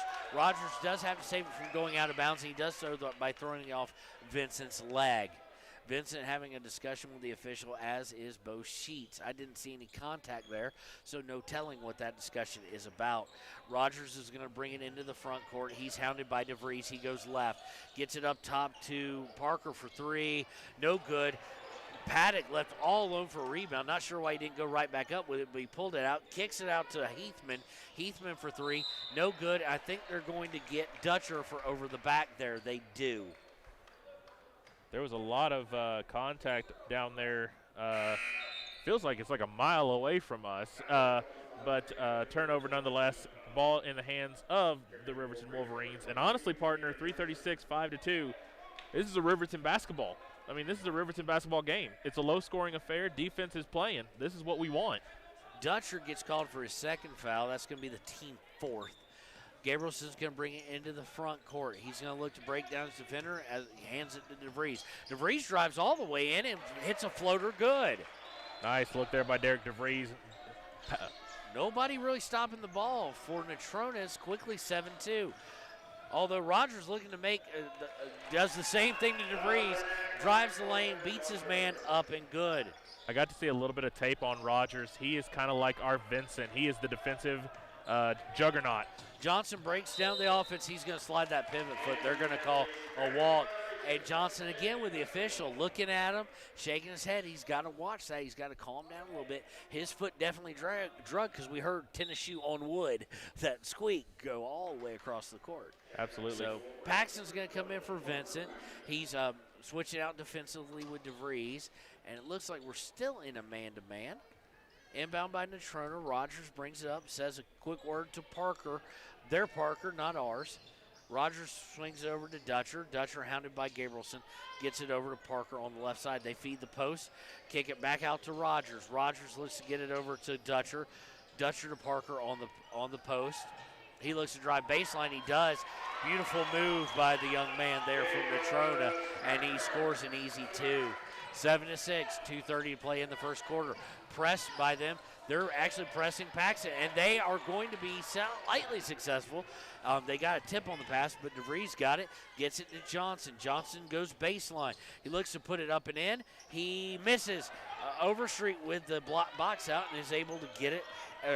Paddock comes away with it, gets it to Rogers. Chance for Natrona to take the lead as we go under 2:06 to play. We're going to get a foul on Tanner Johnson, and Johnson's questioning it again, and you can see a little bit of annoyance from the referee there, Travis. Yeah, and it's honestly a little bit of annoyance on both parties, as Tanner Johnson's going to come out and sit down, and he's going to sit right beside, it looks like, Coach Bo Sheets. Well, that is his second, team third in the game. So he does come out. Vincent comes back in for him. Rogers has it, swings over to Parker. Parker for 3, leaves it well short. Vincent doesn't box out, and he drives. It's going to hit he's going to put up the offensive rebound attempt. He's going to get fouled as it hits the side of the backboard. The foul is against, I think, Jason Vincent. No, it's going to go against Derek DeVries, his first, team fourth, but it's going to send Parker to the line for Natrona to take the lead. He takes the first one, rattles it in. 74% free throw shooter is Parker. So 7-7 tie with minute 56 to play in the first quarter. Parker gets the ball from the referee. He's going to take 3 dribbles for Natrona, put it up, and good. So Natrona retakes the lead here, 8-7 with a minute 56 to play in the quarter. They are pressing. Paxton this time able to do what he normally does against the press, and that's completely break it down. Picks up his dribble, goes into Engel. Engel has the sky over the back. I think they may call him for it. No, they don't. They're going to call number 24, True, who has just checked into the game for undercutting him. We almost saw another alley-oop there, partner. So team foul number 5. Inbound going to come from Gabrielson on the baseline. He's going to go for Paxton and tipped away by Overstreet. Nice defense by him, by the young man for the Mustangs there. So now we'll move to a sideline inbound by Gabrielson. Overstreet and Paxton, if I had to say, they're just as quick as each other. Inbound in Paxton. Paxton with a long 3. No good. Rebound goes to Rogers of Natrona. Natrona looking to extend the lead as we go under minute 34 to play in the first quarter. They swing it left. Driving baseline is Dutcher. Dutcher has to give it up to Parker. Parker picks up his dribble, gets it out to Rogers. Rogers guarded by Paxton. Swung over to Parker of Natrona. Parker gets it over to Dutcher. Dutcher looking to go in the post maybe. Swings it out, though, to True. True over to Rogers. Minute 10 to go in the first quarter. True now now back over to Rogers. Rogers drives, puts it up. No good. Engel goes up and skies for the rebound. Swings it to Vincent on the break. Vincent slows up wisely. Gets out to Engel. Engel over back to Vincent up top. Over to Paxton. Paxton for 3. No good. Engel with the rebound. He gets it to Gabrielson. Gabrielson for 3. No good. And the rebound this time goes to Overstreet and Natrona as we go under 40 seconds to play in the first quarter. Not the Riverton ball game that you want to see, 3-point shots. They're more of like getting in the paint and getting closer looks. Rogers swings it over to the wing. Dutcher has it back up top to Parker. 23-22 to play. Gets it over to Overstreet. Overstreet over to Rogers. Rogers back to Dutcher. Dutcher for 3. Good. That's a big-time shot late in the first quarter. Now the Riverton Wolverines looking to respond late. Paxton looking to drive all the way down. Picks up, gets it to Engel. 5 seconds, 4 seconds. Back to Paxton. Paxton drives, shoots a floater. No good.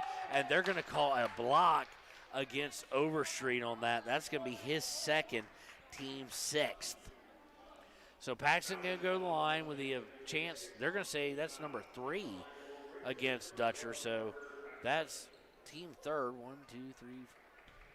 I don't have it as the 3rd, but we have been questioning we've been questioning the official score on that, as we've seen numbers thrown up that just didn't agree with that in the girls' game. But Paxton shoots the first one. It's up and good. really, if you're wanting to know how the first quarter has gone, it's been Parker Paxton and then the 11 for the Natrona and DeVries. Paxton puts the second one up. Good. So 11-9, 1.8 seconds left. Rogers takes one dribble, puts it up, well off target and no good. So at the end of one, Natrona Mustangs 11, your Riverton Wolverines 9. We'll be right back with the second quarter here on KTAK. When repairs are complete after a collision, you expect your car, SUV, or truck to look like new. That's the service you'll receive at Stork Auto Body in Riverton. Professionalism and meticulous attention to detail. You can depend on Stork Auto Body, 841 Miniweb Avenue, Riverton. The choice is yours. Sutherland's Friends of the Family Plus Consumer Credit Card lets you choose from 5% off instantly at the register or special financing on qualifying purchases. That means no forms, no waiting, no rebates. You can choose 5% off instantly with your Sutherland's credit card. Got a big project? Choose special financing. The choice is yours with Sutherland's Friends of the Family Plus Consumer Credit Card. Subject to credit approval. Minimum monthly payment required. See store for details. Only at Sutherland's. There are two ways to buy 4x4 gear, the expensive way and the smart way. The expensive way is when you buy a new truck or SUV and the dealer sells you the brush guard, the heavy-duty bumpers, the steps, lights, winch, you name it. He rolls it all in with your loan into your monthly payment. But here's the smart way. Shop at Wyoming 4x4, where you get expert advice from Dan, quality gear, professional... Got an 85. Welcome back to continuing coverage of Wolverine basketball here on KTAK. Wolverines trailing the Mustangs 11-9 here. They did have an early wake-up call because Coach Sheets told us that the bus left at 8 a.m. this morning, so after senior night last night. So we're back here with the starters in for your Wolverines, and we've got some JV players in for the Mustangs, including number 11, Powell, who is the leading scorer in the JV game, but just airballed a three. Johnson comes away with the rebound, brings it all the way down the court. Paxton looking to drive the middle. He's going to get fouled. He tries to throw up a shot. I'm not sure they're going to give him that. They're going to probably call it on the floor. Let's see who the foul's going to go against. It's going to go against 20-something or another, 15. So the foul's going to go against Gifford in the game. And immediately Powell comes out of the game. That's team 7th. So Paxton going to the line. He's been perfect today, 4 for 4. And he's going to be shooting 1-1. Parker Paxton, the leading scorer by far for the Wolverines. Takes the traditional one dribble, puts it up, and pure. But someone else on this team will need to find offense in this second quarter, whether it be Tanner Johnson, Engel, someone. Paxton puts the second one up. Good. 6 for 6 from the free throw line now. He's got 9 points on the day. 9 of the 11. Tied up here at Natrona County High School. Mustangs and Wolverines. Mustangs working around the perimeter. Winds up with Gifford with the ball. Gifford over to Paddock. Paddock gets it over to Prop. Prop feeds Blom, who drives, misses, no good. Lane goes for the rebound, can't control it, but Paxton can. Paxton hits an outlet pass to Johnson. Johnson for 3, no good. He's not found his range yet. Rebounded by Gifford. Gifford hits Blom on the run. Blom picks up his dribble, gets it back out to Paddock. Paddock feeds the post to Heathman. Heathman kicks it back out to Blom. He drives. Finds Prop. Prop looking to drive. Kicks it back out to Paddock, who's guarded by Engel. Paddock looking to break down Engel, and he does, but he misses the shot. Rebound going to go to, it looks like Paxton. He's headed out of bounds, so he throws it off of a Natrona player, and it's a good job by him. It's going to stay Riverton ball here with 6:38 to play in the half. He just outran at least 3 Natrona players to knock it out of bounds off a Natrona player. Vincent inbounds to Paxton. Paxton bringing it up into the half court. He's going to dribble to his right. He's looking to hit Vincent in the post. He does. Vincent tries to drive, gets it over to Engel. Cross post pass out to Lang at the three-point line. Lang looking to lose the ball, actually, and he does as he was dribbling in the post. Vincent getting really dangerously close to a foul there, but Prop brings up, kicks it out to Gifford, who hits from 3. Natrona starting to find that range. Riverton needs to start finding the range too. Someone else, like I said, besides Paxton has to score. Johnson with it, 14-11. He drives, puts it up. It does not fall. It goes up for a rebound. They fight for it. It goes off a Blom of Natrona and out of bounds. Nobody able to find the bottom of the basket here except for Paxton and one DeVries shot. Inbound to Engel. Johnson's going to let the drive.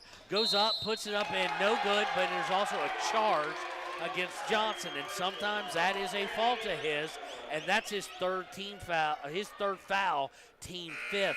So Gabrielson quickly off the bench and has to come in. Johnson sometimes does that. He's a great driver, but at times he doesn't really look to see where defense is, and he goes out of control and nearly kills a guy every time. He looked like he was thinking about a pass to Engel, who was out here on the left, didn't take it though. Inbound, Gifford brings it up. He finds Prop. Prop goes to his left, gets it to Blom.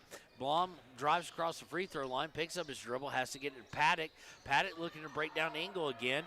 He tries to, and I think they're going to get him for a walk. Nope, they're going to get him for a charge. So we're going to have a charge against Paddock. That's his first, and that's the team 8th. Offensive foul, though, so it would be inbounded right now. And you do wonder where points are going to come from. Second, top 2 scorers, only one of them out there for Riverton, that being Paxton. Johnson with no points on the day, but 3 fouls had to come out. We probably won't see him the rest of the half. Vincent with the ball on the right. He has to pick up his dribble, gets it Gabrielson. Gabrielson looks to drive. He does, gets it to Paxton. Paxton for 3, no good.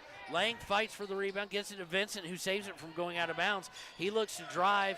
He does drive baseline, gets it to Engel. Engel drives the paint, and they're going to say it was on the floor. So nice cut by Engel. It would have been for 2, but they're going to get number 4. That's Prop for the foul. That's going to be his first, team 9th. So Jason Vincent, who was fouled before the pass, is going to go to the line and try and cut this game down to 1-point lead for Natrona. Right now it's 14-11 with 4:58 to play in the half. We've seen that play a few times by Riverton with Engel kind of charging the boards. First one on the way up and good by Vincent. And it worked there. The ball went in the basket, but like you said, the foul before the pass. Vincent puts the second one up. Good. So 2 for 2 for Vincent. But unfortunately, the only thing that's kind of concerning right now is all the points in the second quarter for Riverton have been free throws. So working on it. Paddock has it up top for Natrona. He's working on Engel. He picks up his dribble, gets it to Blom, out to Rogers. Rogers stops from 15, airballs it, and Engel comes away with the rebound. Paxton now looking to break. He's coming down the left side. He breaks down his defender. He goes up and puts up a nice dipsy-do, and it's good. So that is the first free throw, and Riverton now back up front, 15-14. Rogers drives, kicks it out to Dutcher. Dutcher up top to Paddock. Engel on him all the way out at the three-point line. Not where I would think that Paddock would be most effective. Kicks it to Blom. He's guarded by DeVries. He gets over to Rogers up top. Rogers trying to break down Paxton. He can't do it, so he has to kick it over to Paddock. Paddock goes up, airballs it, but the rebound comes away to Paddock. Goes off out of bounds off of Riverton. I think Paxton, as he just kind of smirked. And it will remain with Natrona. 4 minutes to go here in the half. 15-14 Wolverines. You know, as ugly as this first half has been on both sides of the ball, it's still 1 point. Riverton lead. And again, I go back to what I said. This is defense. This is how it's needing to be played. Inbounded by Paddock. Winds up over in Gifford's hand. Back under Paddock. Out to Blom. Blom looking to drive. He slips, I think. But they're going to call Derek DeVries. He just turns and laughs. I think it was more wet court, but hey, they're going to call it on Derek. That's going to be his second, team 6th. So I do wonder if they'll leave him out there. They're definitely most likely you won't see Sheets put Johnson in with 3 to replace DeVries. But will he go deeper down the bench or no? For now, he's going to leave DeVries in, and we're going to see Parker return for Natrona. Inbounded to Rogers. Rogers gets it to Parker. Parker breaks down DeVries easily, but DeVries with a block from behind, and Vincent comes away with it. Nice recovery by the young JV player, getting some varsity minutes. Vincent looking to bring it all the way up the court, gets stopped, has to pass to Gabrielson. Gabrielson looks to drive, kicks out to DeVries from 3, no good. Engel with the rebound. Engel out to Vincent. Vincent looking to drive, picks up his dribble, gets it to Engel. Engel goes baseline, comes underneath, doesn't get it. He airballs it, and away comes Rogers with it. He's looking to break for Natrona. He breaks down Gabrielson, kicks out to Paddock. Paddock looking to drive down underneath, and a steal by DeVries on the pass. DeVries does not have numbers. He decides he's going to go in anyway, and you knew that was coming. Charge all the way. DeVries didn't have the numbers. Slowed down enough for him to get set, and he gets his third. So that is team 7, but offensive foul, so no free throws, but any foul on the offensive side for them. And Coach Sheets is saying, hey, look, you didn't have the numbers, and you didn't pay attention. You just saw the basket. So immediately Lane gets back up and comes back in the game. So we've got our starters back in the game, minus Johnson, who has 3 fouls. Gabrielson's in for him. Rogers to Paddock, Paddock to Parker. Parker looking to drive on Jason Vincent. Back out to Rogers. Good luck driving on Jason Vincent. Gets it to Gifford up top, who swings it over to, can't see a number. That is Overstreet in the game now. And it winds up all the way back over into Rogers' hands. Rogers to Parker. They're back, Riverton and man-to-man, and Jason gets a little too close for comfort and gets him with the body there. So that'll be Vincent's second. So foul's starting to be a concern here. Not so much that they're shooting 1-and-1, but so much as a few guys got them all, Travis. Yeah, and Vincent, it looked like was trying to tie up and give you the worst call that you absolutely can't stand. But he got called for the foul, and now first free throw on the way, and no good. Engel with the board there. Parker misses the free throw. So still only 3 points in this second quarter, by Natrona. So Vincent up top, setting the offense. He has to pick up his dribble. Oh, the Natrona coach wants a walk. Gets it to Gabrielson, hands off to Paxton.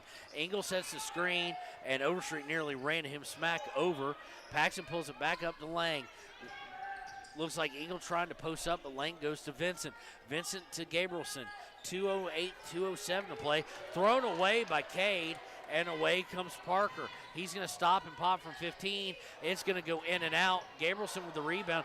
They are letting Overstreet and Engel get into it a little bit here as they both crashed the rebound, fell to the ground, but Cade came away with it. Paxton looking to drive. Overstreet slaps it away. He'll go out of bounds. Stay Riverton basketball with 1:49 to go. We've had a total of 8 points scored in this entire quarter. And I'm really enjoying the competitive Overstreet Parker Paxton matchup. They are both quick, and Overstreet's down. Going to inbound. Yes, Overstreet's down, and I'm going to guess an ankle. He is in pain. So we're going to take a break right now while they check on Overstreet for Natrona. We hope the kid's okay. We'll be right back on KTAK. Whole lot less than you'd spend at a car dealer. Wyoming 4x4 on North Federal in Riverton. The smart way to roll. From the wide open spaces to the canyon near you, Wyoming.com is reaching more homes and businesses than ever before. For more than 25 years, we've aimed to provide the best internet and phone service to meet the needs of our customers all across the great state of Wyoming. Now it's getting even better. Wyoming.com, expanding to an area near you. Wyoming.com. We're out there. Central Wyoming College now offers Bachelor of Applied Science degrees in Early Childhood Education and Organizational Management and Leadership, with an emphasis in outdoor education, tribal leadership, or business and entrepreneurial leadership. CWC offers 3 ways to learn: online, virtual, and in person. Learn, grow, lead, and advance at Central Wyoming College. CWC is leading the way with expanded programs. Welcome back to KTAK's coverage of Riverton basketball. Unfortunately, Overstreet did have to be helped off, not putting any weight really at all on that ankle. Riverton basketball here as we go under 1:40 to play in the half. Paxton has it on the right, tries to go baseline. He's cut off by Rogers. Gets it to Gabrielson. Gabrielson looks to drive, gets a screen from Engel, but gets over to Paxton. Paxton goes baseline, shoots a little 10-foot floater, misses. Engel with the rebound, gets it back to Paxton as we go under 1:25. Up top to Vincent. Vincent looking to drive, gets it to Gabrielson. Gabrielson looking inside for the post. There's no one there. He drives, kicks it to Paxton. Paxton drives down, puts it up. No good, but he's going to get the foul called, and he's going to go to the line again. So the foul is going to go against, I don't know who at this point. I think 23. If it is against 23, we'll find out here because they'll turn it flashing for us. I saw 23. Okay, so we're going to say it was against Paddock, his second, 10th team foul. Going to the line, Paxson, he puts it up, and he is good. Paxson now with 11 points 11 points on the game. Puts the second one up, and it is good as well. So 8 of those coming from the free throw line of his 12, not 12 because he opened with a 3, so he's got more points than that. We'll do that at half. Under a minute 05 to play. Natrona down by 3, 17-14. Get it to they get it to their Parker, over to True on the baseline. Back up top to Paddock. Paddock over to True. Paddock looking to post Engel up. They get it to him. Double teamed by him and Lang. Paddock now stuck, has to get out to True. True looks to drive. True kicks it out to 15. He shoots for a 3, misses everything, and the rebound's going to go to Vincent. Vincent gets it to Lang, and here come the Wolverines. Lang looking to get it down underneath, but instead gets up top to Paxson. Paxson, as we go under 30 seconds to play, looking to break down his defender, gets it to Gabrielson. Gabrielson comes up top to reset, gets it to Vincent. He comes up, back up top, looks to drive. He's going to stop and pop for 3. No good. Rebound by Paddock with 17 seconds left to play in the half. Rogers bringing it up on the left side. He's guarded by Paxson. We're under 10 seconds to play. Rogers brings it up top. Paxson on him like glue. He goes right. Tries to go in the post to Paddock. He does, and good. Good look there as Paddock. No time. Paxson with the long shot. No good as time expires. So that takes us to half. Closely fought contest. Natrona wanting to say, not today, not in our house, do you clinch the Region 4A West regular season title. It is 17-16, Riverton Wolverines. We'll be right back with our Tyler Watson State Farm halftime show right after this. A proud sponsor of this broadcast is Bailey Enterprises. For over 50 years, Bailey has become the name you can trust.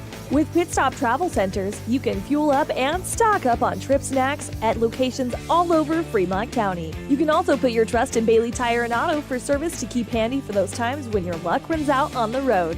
Refresh at the Speedway Cafe with a dine-in meal or a round of carry-out with a variety of specials to keep you going. Go with Bailey.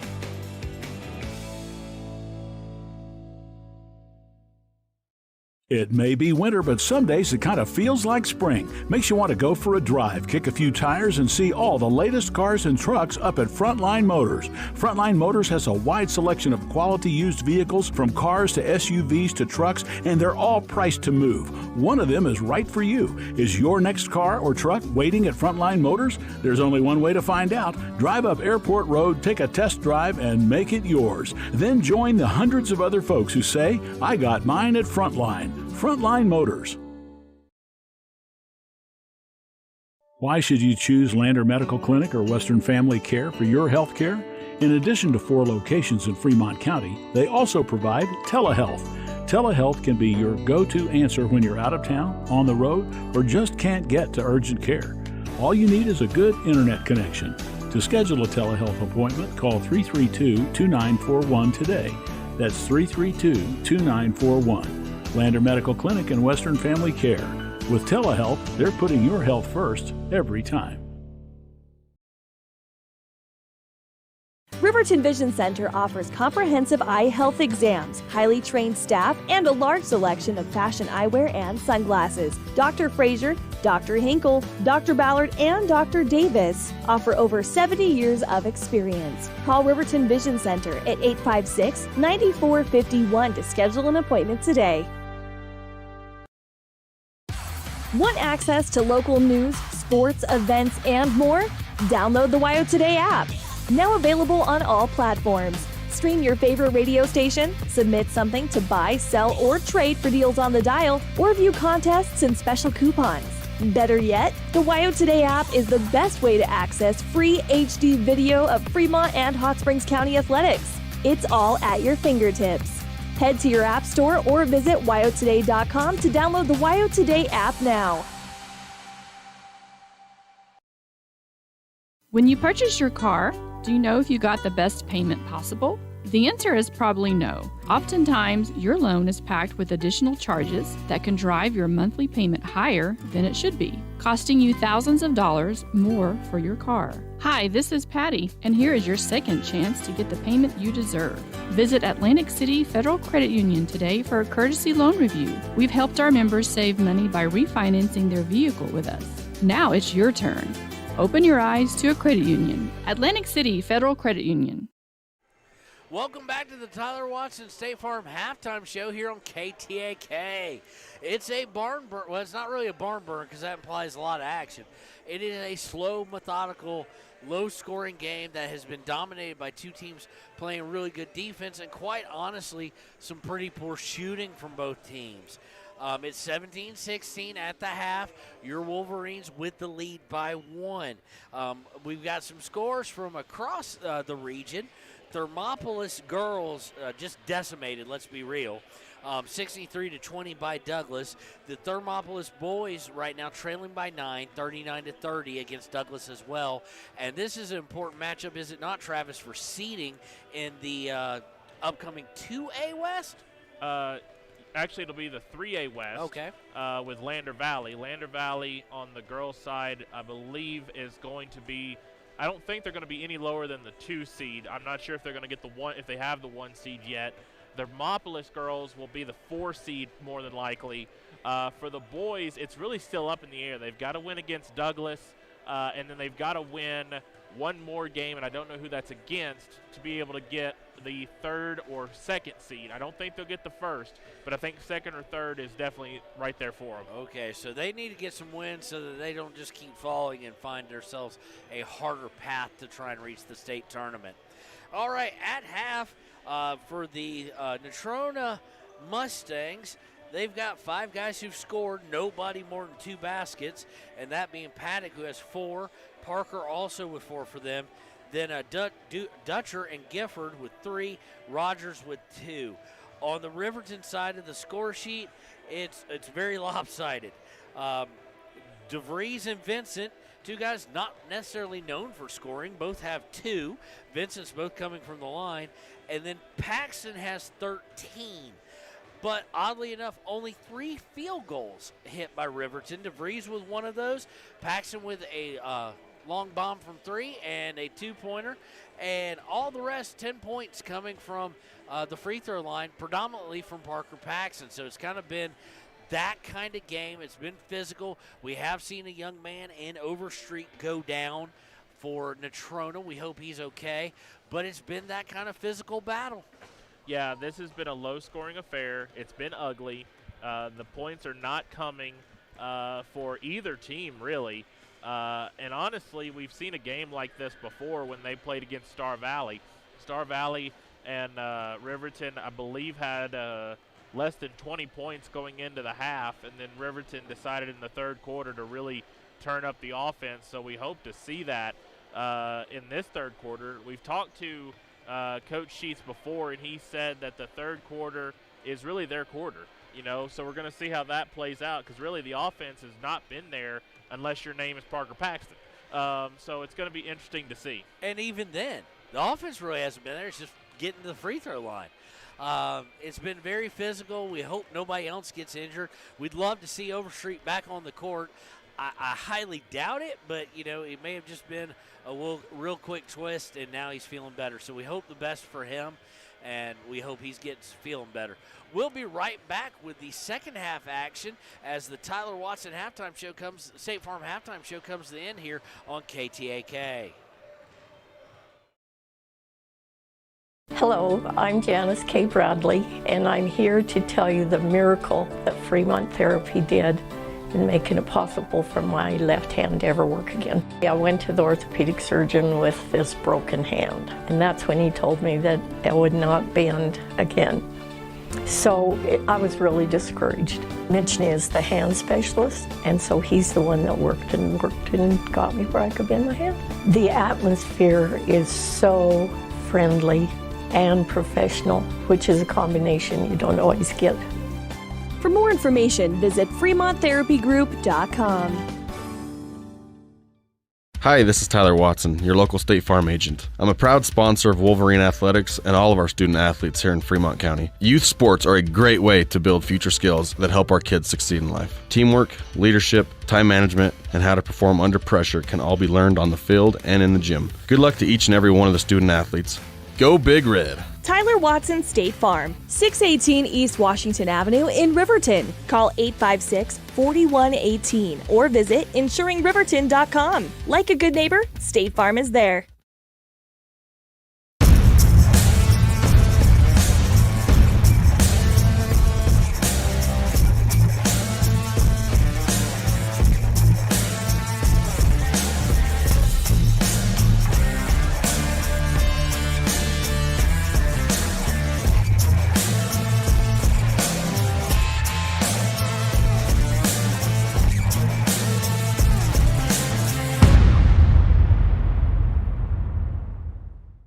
Community Health Centers of Central Wyoming has locations across Fremont County ready to serve you at Du Bois Medical Clinic, Riverton Community Health, and Lander Community Health Pediatrics. We accept all forms of insurance, including Medicaid and Medicare. Are you struggling to get medical care? Ask for their sliding fee scale. From family medicine to pediatrics, Community Health Centers are here to serve you. Call 307-463-7160 or visit chccw.org to schedule your appointment.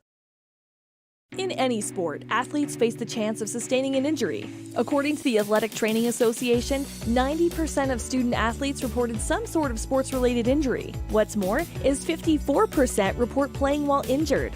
For various reasons, sports-related injuries are increasingly leaving our youth at risk of exposure to opioid-based pain medication. Fremont WhenTheGameSlowsDown.com is here to help navigate monitoring medication, social support, and suggestions on what to do when the game slows down. Brought to you by Fremont County Prevention Program. Welcome back to KTAK's coverage of Riverton Wolverine basketball. Well, again, I'm Kevin Shields here with Travis Gupton with all the action at the beginning of the second half. It is going to be, looks to be Riverton ball. They're going right to left. And just for a word of note, Overstreet is back in the game. Looks like all the starters are in now. 17-16, Riverton with the smallest of margins, a 1-point lead. Inbound goes from Johnson to Paxson. He's going to go towards his right. He's looking to break down Overstreet. You do wonder if the speed there on a bad ankle will be tested at some point, Travis. Yeah, and honestly, right there, he already took a screen, and he got through it pretty well. Vincent out to Paxson. Paxson looking to break down, gets it to Johnson, who's back in with 3 fouls. Johnson drives down, puts up a runner. It falls. Good to see. Yeah, that's big. Tanner Johnson's going to have to stay out of foul trouble for the rest of the half because he's the scoring. So Natrona comes down. Tanner Johnson with his first points of the game.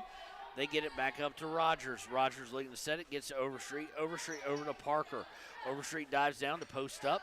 They get it back up to to Heathman. They find Overstreet, and he makes a move on Johnson and scores. Johnson knew he had 3 fouls, and he kind of just let him have it. Now Vincent with it on the right side as Paxson brought it up. He gets it to Engel. Engel trying to find Lang underneath, and Lang just was not there on the cut. Engel taps his chest, says that's my fault. He should have led him with the pass. Not sure it would have gotten to him anyway. So it will be a turnover, 19-18. Natrona with a chance to take the lead. Rogers brings it up, goes to his left, gets it to Heathman.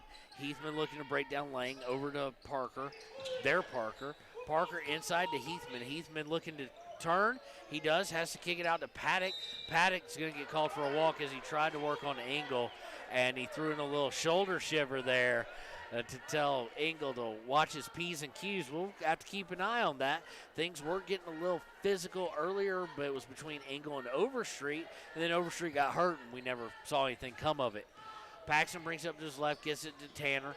Tanner looks inside, looks to go down the middle now. He does, he drives. Oh, and he gets just absolutely rejected by Paddock. Paddock said, not right now. Paddock, that was probably that was just nasty with the block there. I'm trying to see. Paddock is at 3 blocks a game. All right, Rogers brings it up for Natrona. Neither team really pressing at all. He gets it over to Overstreet. Overstreet looking to go, just pass it back to Rogers. Rogers back to Overstreet. Overstreet guarded by Engel now. He gets it over to Heathman. Heathman back up to Paddock, and they're going to call Paddock on the charge. He threw the shoulder into Johnson. He wasn't giving that ball up quick enough, and Johnson swiped it from him. So Johnson needs to calm down a little bit. That's the third team foul on Paddock, first team foul of the quarter, of the half. Vincent now with the ball looks to drive. He's going to turn it right over. Not his forte, driving into the land of the trees there in the paint from that angle. They get to Paddock. Paddock guarded by Johnson. Paddock gets it back out to Rogers, who's guarded by Paxson. Over to Heathman. Heathman looks to get it to Parker on the right side. He gets it back to Paddock. They're looking to get Heathman on the post. Almost a turnover, but he's able to save it. Gets to Rogers. Heathman back in, establishes position. Picks it up, gets it back up top to Paddock. Rogers will get it way up top and reset with 5:23 to go. Over to Parker, inside to Heathman. Heathman puts it up and rolls it in. Good. Engel almost had a fingertip on it, but a little too high. So Natrona with the lead now. Vincent tries to go baseline, gets it to Engel. Engel to Johnson for three. No good. He just can't find his range, and Paddock comes away with it. Natrona right now with the lead by 1. 5 minutes to play in the third. Rogers with it up top. He goes to his right. He looks to get it over to Parker. Parker for three. No good. Paxson with the rebound for Riverton. Paxson looking to come out of it. Goes right down the court. Stops at the three-point line. He fakes a three, gets it to Vincent on the right. Back out to Paxson on the wing.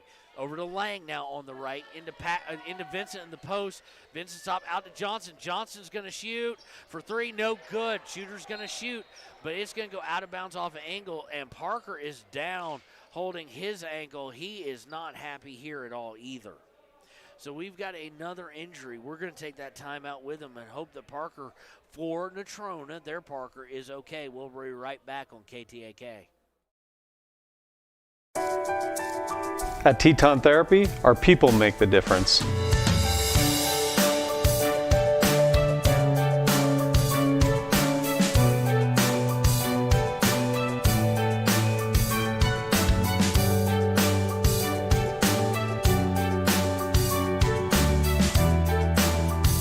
You can live pain-free. The amazing staff at Teton Therapy can help in Lander and Riverton.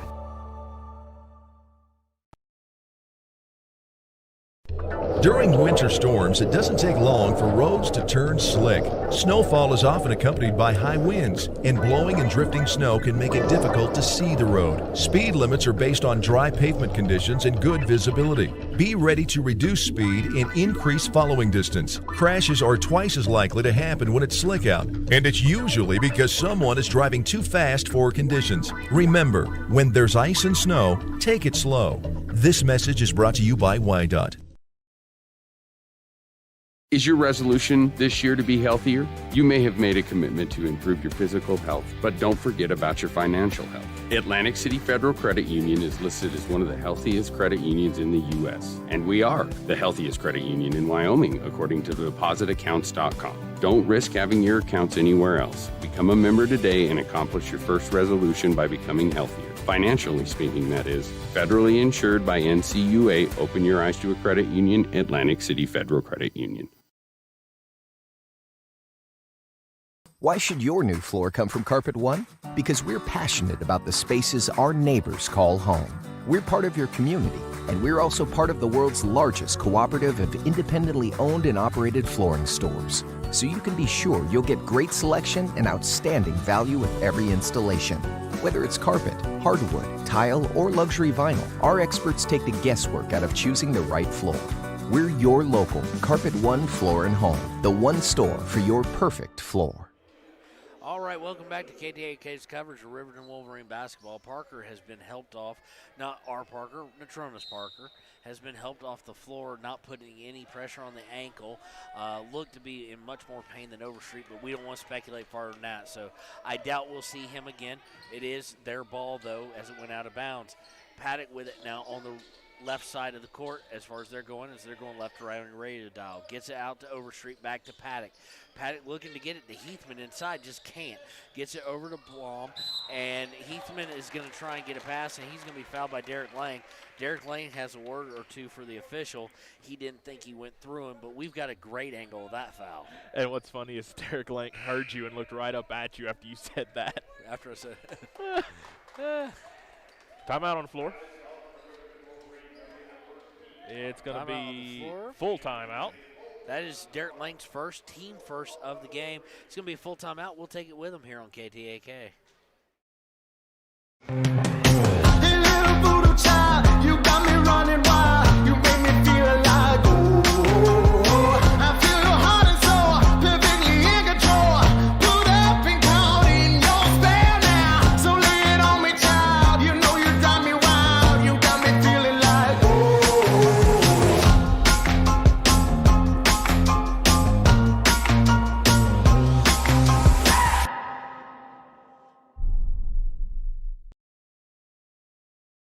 Gotchi Rehabilitation and Wellness knows what it means to be on top of your game. For over 60 years, Gotchi has led the field in providing physical therapy, occupational therapy, and wellness in Thermopolis and their facilities in Worland, Basin, Cody, and Shoshone. Whether you're recovering from an injury, deconditioned, post-stroke, or just looking to take control of your health, you'll find years of dedicated experience paired with personal care at Gotchi Rehabilitation and Wellness. Learn more at gotchi.org.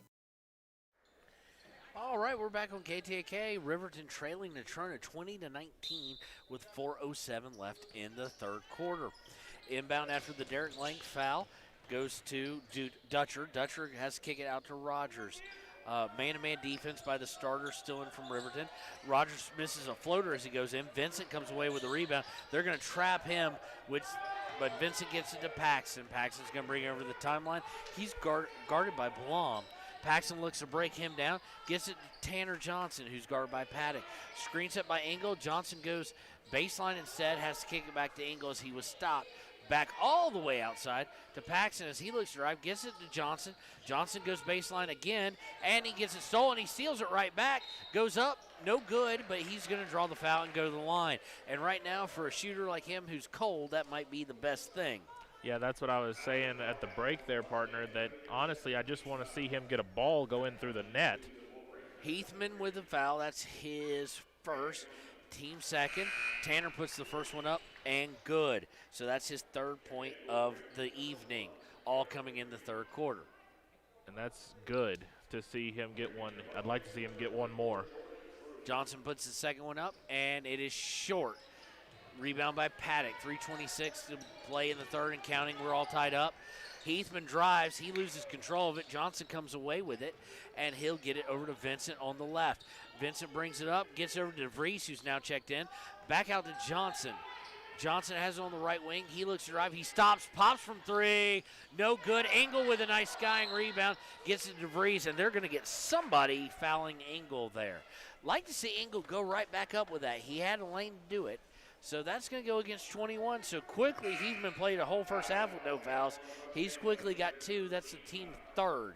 So actually, that's going to be on number 22, partner, on Blom. No, Heathman's got the foul on the board. That's the second. Inbounded to somebody who scored for us. I did not see it, partner. I'm sorry. We're going to give it it's Parker. It's Parker again. So we were going to try and spread the wealth. He scored on a drive. So, again, just things not going well. They've got Heathman with 2 fouls and Blom with 1 foul. So they gave it to both of them for some reason. The official score is really perplexing me today. Swung all the way around for a 3 by Natrona. Completely missed everything. Engel gets it, can't contain the rebound, and we're going to have a foul on Riverton or out of bounds. It's going to go out of bounds or travel or something of that nature, so it's going to stay with Riverton. So they've got more fouls than we do in our book, so we'll say they're right. Blom has 1, Heathman with 2. Heathman no longer in the game as he has come out. So Engel gets the steal. He comes away with it, gets it to Gabrielson. Gabrielson gets it to DeVries. DeVries for 3. No good. Doesn't seem to be his best shot there, Travis. Yeah, not one of the shots that he's very well known for, JV games or any varsity game either. Paddock with it, 22-20, 2 minutes to go. Low scoring has been Riverton's forte as far as defensive pressure, but you don't want to let an underdog hang around, Travis, way deep into the fourth quarter because adrenaline will get them the rest of the way there. Yeah, absolutely, as Engel almost had a steal there, and now he's got his man open. True on the baseline, guarded by Engel. They get to Paddock against Vincent. He tries to go up. They're going to get him on the floor, but they're going to get Jason Vincent for his third. Paddock staying very patient there and working on Vincent, not letting Vincent get to him. A fan of Riverton there in the stand signaling it should have been walk. And he looked at me right as I said that, so I don't know if he had ear pods in. We have some sort of delay just by nature. So the foul's going to go against, I do believe, Jason Vincent. It was. They blinked it up there at least. Okay. So inbounded by Natrona, they get it into Rogers, but bad pass. Winds up getting kicked all sorts of around by knees and ankles and everything else. Winds up with Blom. Blom looking to break down DeVries, but doesn't. Gets it over to Rogers. Rogers looking to break down Paxton. He's not even doing anything. And finally they start the 5-second call. They were real quick with that in the girls' game, but they don't give the call because they didn't start until late. Swings it around to Dutcher, pass trying to go inside to True. True can't put a hand on it and harmlessly goes out of bounds with 1:16. And we are going to see Monroe for the first time checking in to give Paxton a spell. This is going to be an important 1 minute and 16 seconds left in the third for the Wolverines. They've got to pull away a little bit. 2 points is a little too close for comfort for me. Gabrielson bringing it up. Right now, the only real points on the floor, the only real scorer on the floor consistently is Tanner Johnson. And he's not having a good night, but he's going to get hand-checked by, I do believe, Blom. That'll be Blom's second, team fourth. So now all of a sudden we're getting a little bit of the tight foul calls there, Travis. Yeah, and we saw them all last night, so we'll see how Riverton responds. Johnson inbounds to Gabrielson. Gabrielson guarded by Rogers, looks to break him down. Goes to his left. Then comes back up top, swings it to Johnson. Bad pass taken by Blom, and Johnson's going to get a cheap reach, and he can hold his hands out all he wants. That was a cheap reach. Yeah, and now it's going to be decision time for Coach Sheets with 54.1 left, and right off the bat, someone's coming to get Tanner. It's going to be Parker probably. Well, Parker and Gabrielson, Tanner and Gabrielson coming out. Engel and Paxton coming back in. 54.1 to play in the third, and that was just, I think, more of a frustration foul than anything else. So now we've got some issues on the offensive end. Still, our second leading scorer has 3 points, so that's Tanner Johnson. Blom goes to the ground, but they feed True to Natrona.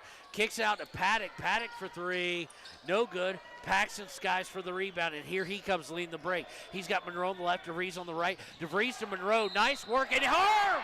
Hoop and harm by Monroe. Nice work by the two JV stalwarts. DeVries from a pass from Paxton, and then hits Monroe, who finishes and gets the hoop in the harm. That was pretty. That was a pretty pass there by DeVries. A nice little three-man weave combination there to get Monroe to the line. Big-time points there from Monroe. So foul is going to go against Powell, his first team fifth. Free throws up and no good. So 24-20, 30 seconds to play. Rogers bringing it up as we go under 25. Rogers goes to his right, gets it up to Paddock. Paddock down low to True. True back to Paddock. Paddock thought about three, then close out by Engel made him think otherwise. They get it back under to True, to Paddock, under 15. Paddock from 15, no good. Rebound by Paxton. Paxton looking to break out of the trap they're trying to set. He picks up his dribble, has to get it to Lang, under 4, 3 seconds. Lang bringing it up, shoots from way downtown, nearly breaks their fancy shot clock with it, and we go to the fourth. So after 4, 24-20. After 3, 24-20. Wolverines, 8 minutes to go in this nail biter. We'll be right back on KTAK. Your car or truck is an investment. When it needs repairs, you need someone you can trust to do the job right. Take it to Gunner's Automotive. They repair all makes and models of cars and trucks, from oil changes to brakes, tires, and more.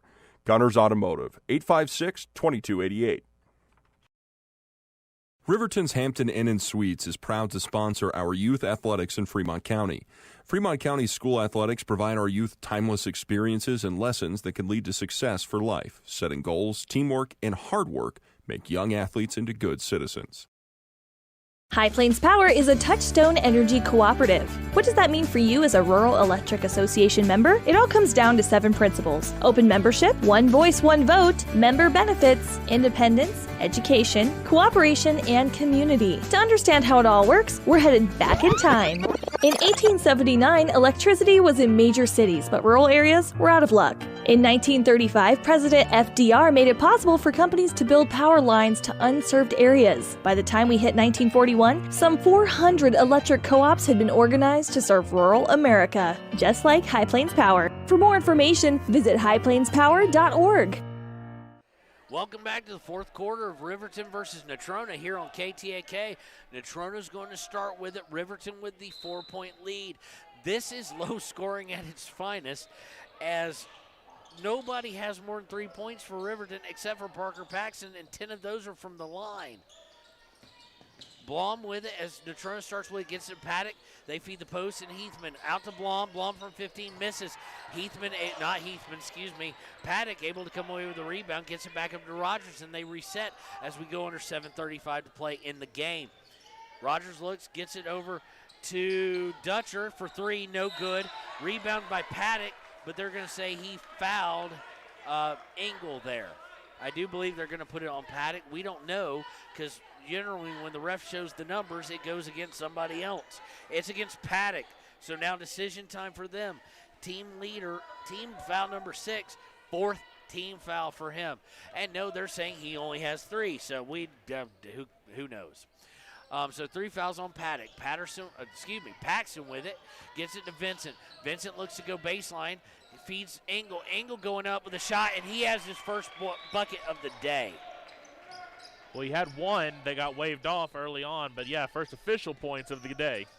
Gets it to Rogers. Rogers back up top to Dutcher. Rogers has it back, has it up top. He looks to go left, gets it to Engel. Paddock, who tries to toss it, gets it stolen, and then Engel gives it right back to Rogers. So nice defensive by both of them. Blom up, looks to drive on Vincent. Looks like a 2-3 zone now. Blom trying to drive, gets it Dutcher. Dutcher for 3. No good. Nobody boxes out, though. But Johnson, who is back in the game, Tanner brings it out. Need to avoid that 15 foul. Johnson back to Pax, or 5th foul for him. Gets it to Pax, out to Johnson for 3. Go! There it is, Tanner. Good shot. That's what you want to see. Now we're getting a little bit of shots going down. We got a timeout quick. Quickly, 29-20. Riverton, timeout by Natrona as Coach Kohler feels it slipping away. We'll take it with him. Be right back on KTAK. Ever wonder why so many babies are delivered at Hot Springs Health in Thermopolis? Could it be the exceptional prenatal care offered by our providers? Or our convenient family practice clinics located in Thermopolis, Warland, Basin, Shoshone, and Riverton? Maybe it's our new OB suites with large jetted tub, or maybe it's the place where you know you can find all of this and more.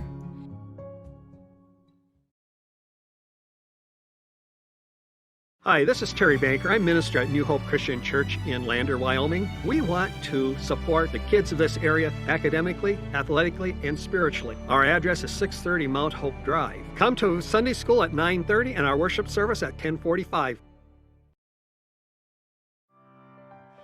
Welcome back to KTAK's continuing coverage of Riverton basketball. Boys were in a nail-biter here as they go into the 4th. But luckily, Engel and Johnson have woke up and have some points now in the second half. And it's now a 9-point lead for Riverton. Riverton looking to finish off the number 1 seed in the Region 4A West tournament. If they get the win today, they will have it out. They will have it outright. They can secure their spot with the tiebreaker as far as being region champion for the regular season. But they'll need to win next week for it to be outright. Steal by Engel, gets it to Paxton. Paxton to Vincent. Vincent looking to drive baseline. He does. He stopped, gets it to Lang. Lang drives in, puts it up, and no good, but he's going to go to the line after the foul. So the starter's starting to wake up a little bit. Fouls on number 15. That's Gifford, his second, team 7th. So Riverton will be shooting free throws. Any foul the rest of the way out.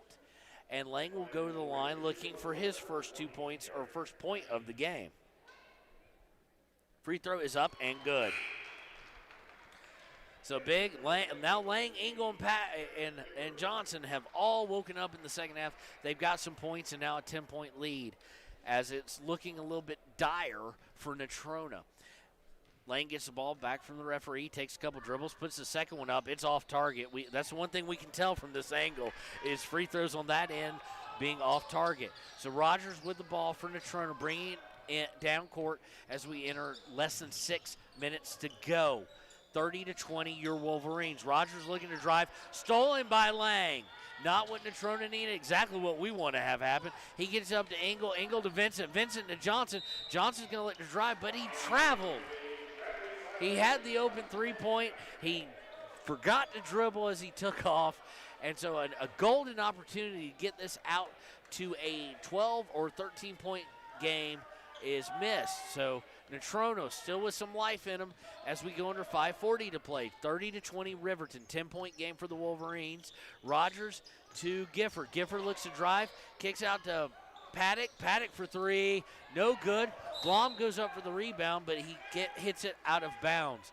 So it'll be Riverton basketball. It does look like, Travis, that they may set up a press here. Yeah, and that's definitely what you were talking about. They feel like it's a dire strait here, so they're going to have to come out and pull out all the stops. Inbounded to Johnson. Johnson looking to drive, picks it up, finds Lang, gets it. Oh, had a shot at Engel. It's going to be tipped. Ball goes out of bounds and goes over to, whoa, wait, what? It's going to go over to Natrona when it was definitely tipped. We saw it. Everybody saw it, but it's going to go to Natrona. I don't like to insult the refs on that one, but that was easy, and everybody, including both sheets and the whole fan base for both sides, knew it. They just kind of looked perplexed. So Rogers has it on the left wing. He feeds Heathman in the post, and they're going to get Lang on a foul. He had that forearm right in the back, so that's going to go against Lang, his second, team fourth in the half. So still a little ways to go. Lang is going to be subbed out for by Monroe. Monroe getting some late minutes here with 5:03 to play in the ball game. Yeah, this is going to be a long 5 minutes for both teams here. Inbounded by Paddock. Nope, they get the 5-second call. Good defense by the Wolverines, and they'll turn it over. So 5:03 to play, 10-point game. Right now, Riverton in control, but I don't think the offense has been good enough today to stay firmly in control because it could go very cold very quickly. Johnson comes out of the game. Now Vincent inbounds to Paxton. Paxton easily breaks the press. He takes it up, puts up with a 14-footer, misses though. Paddock with the rebound. Monroe hounds him, but he's still able to secure that rebound. Rogers coming down. He's going to look to drive. No, he's not. Paxton stops him. They get it into Heathman. Heathman trying to work on on Engel. Gets out to Rogers. Rogers drives. They're going to call a charge on 14. So Rogers with the foul there, I do believe, as he ducked his shoulder. Yep, that Rogers with his, they're going to say fourth team foul. I've got him with 2, and I'm not that bad at this, ladies and gentlemen. So I do have it as the team 8. I don't know where we're getting all of this. So Rogers with 4 has to come out, and that could be critical for Natrona. Yeah, absolutely. And to remind everyone, I think you touched on it, partner, the Riverton Wolverines are 4 minutes, 42 seconds away from securing the number 1 seed in the 4A West. We're going to talk about in the postgame who they could possibly play. Inbounded, Paxton gets an Angle. Angle trying to long pass to Gabrielson and throws it way over his head. Ill-advised pass right there, so still 10-point game. Plenty of time for Natrona. They are without their starting point guard, though, for at least the time being. Gifford in, he brings it out over to Blom. Blom on the right wing has to get it back up to Heathman. Heathman feeds the post to get back out to Blom. Blom tries to get out to Heathman, almost loses it, and they're going to get Monroe on the foul there, and wisely so. They saw a little bit of a loose ball there, Travis, and they thought, we'll go get it, and him and DeVries just pummeled the guy. Yeah, and this is interesting here. They're taking Parker Paxton out for Tanner Johnson. So I don't expect Parker to sit long. I don't either. Should have been a foul Monroe there on the inbounds. He did push the guy out of bounds, but they say play on. Paddock with it up top. Paddock looking to drive. Engel all over him. They get it back out to Gifford. Gifford over to, I do believe that's Dutcher. Dutcher back out to Heathman. Heathman over to Blom. Blom sizing up Gabrielson. Trying to look inside. Over to Paddock. There's just nothing there. Back out to Dutcher. Dutcher just shakes his head. There is nothing there against this defense. Engel's going to get called as he tipped the pass away. They were trying to find Paddock, and Engel's kind of like, what'd I do? Partner, just a little bit of an update. Davis Parker for Natrona is out of the locker room. He's over here. He's got ice on his ankle. Okay, so inbounded to Blom. Paddock drives. They're going to get a charge on Paddock. That will be his 4th, team 9th. So turnover there, 3:40 to go, still a 10-point lead. We've been sitting at this for a while at 30-20. And I'm okay with it because we're leading. Very awkward score, 30-20. I can tell you this much, as great as the defense is for Riverton, this level of offense is not going to be able to compete with Thunder Basin, Cheyenne Central, Cody for that matter, possibly next week as they go into region. They're going to have to get a little bit more out of everybody. DeVries trapped as he goes left, gets an angle over to Johnson. Johnson for 3, no good. Rebound by Blom, and they're going to get Monroe, I do believe, on a over the back here, I think. Yes. Yep, they're going to get Monroe his 2nd. That's going to be team 7th. So we're going to take the long walk and get some free throws, at least 1 and 1. Not what you want if you're Coach Sheets. 10-point game, no time going off the clock here, and a chance to get it down to 8. We will see how good of a shot Gifford is. Gabrielson and DeVries coming out, Paxton coming back in. So it's four of the 5 starters minus Lang and Monroe for your Wolverines here with a 10-point lead. Gifford puts the first up, misses. So Engel comes away with the rebound. Good deal for for Riverton there.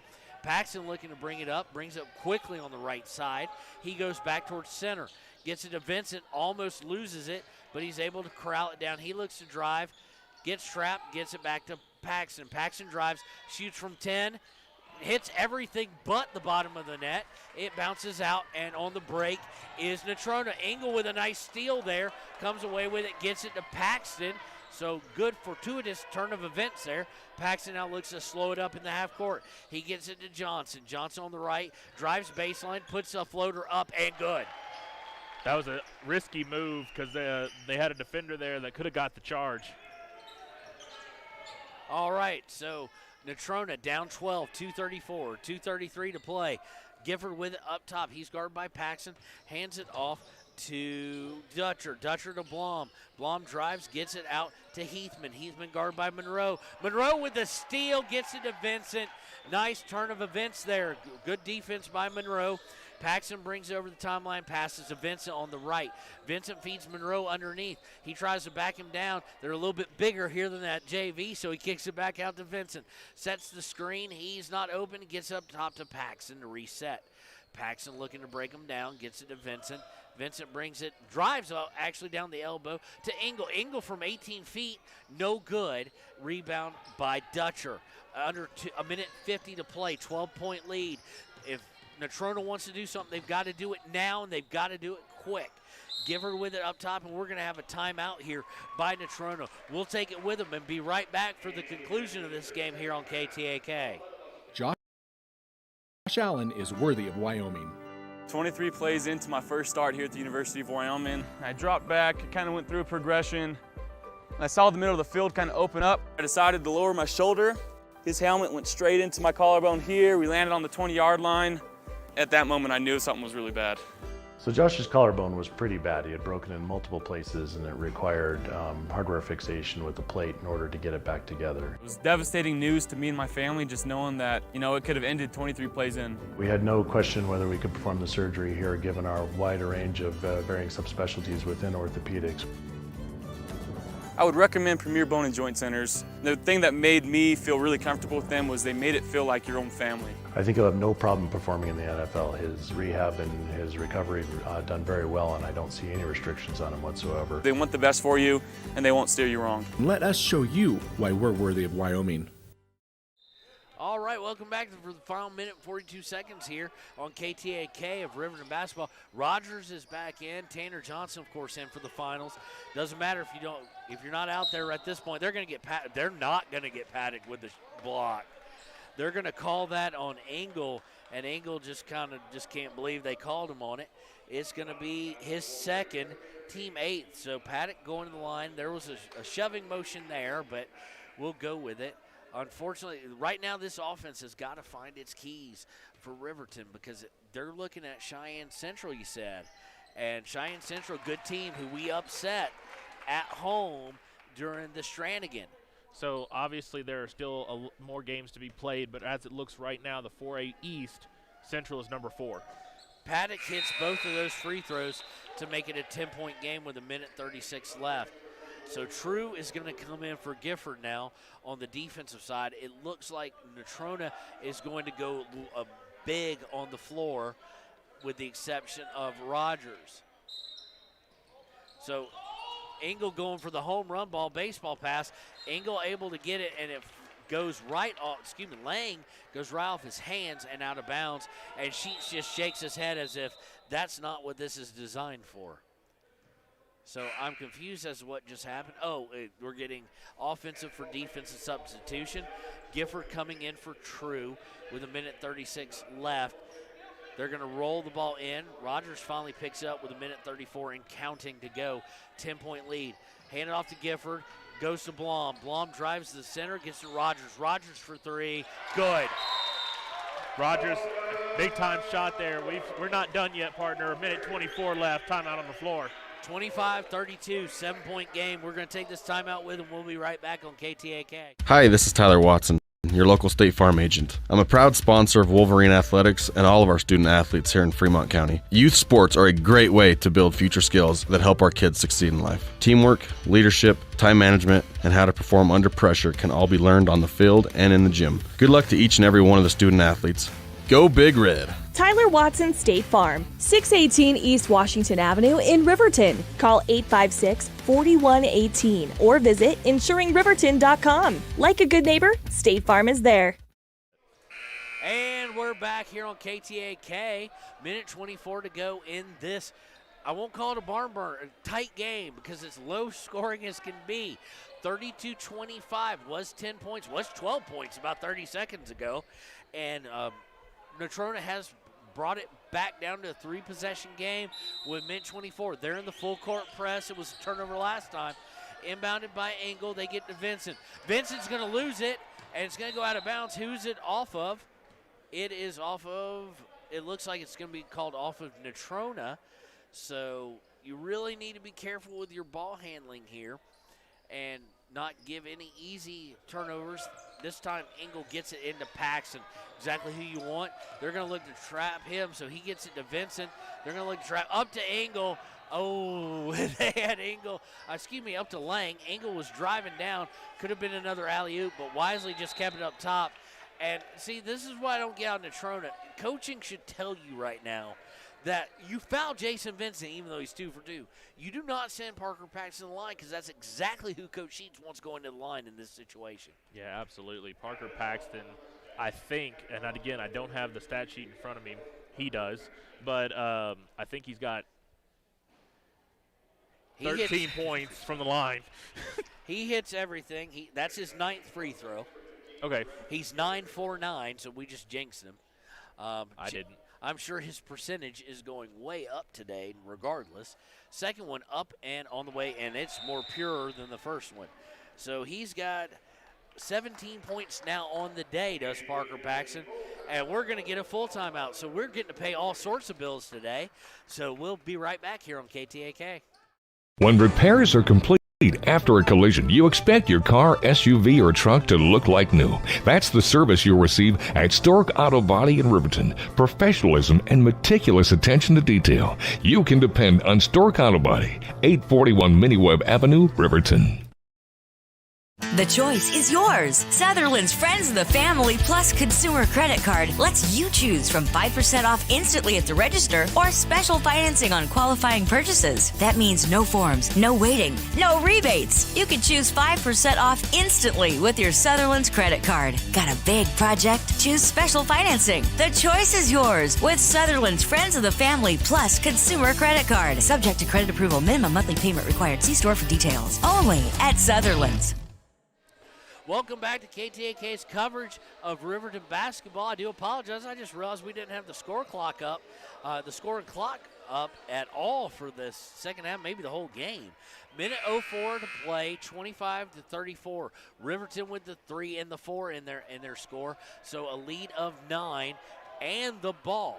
So, in Natrona with the ball. Paxton just hitting 2 free throws.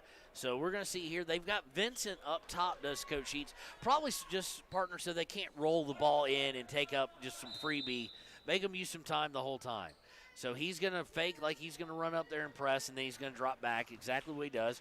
Rogers in the game brings it up on the right side. Rogers goes up top, looks at not hand it off, but now gets into Blom. Blom bringing it back up top. They got to move to Gifford. Gifford over to Dutcher.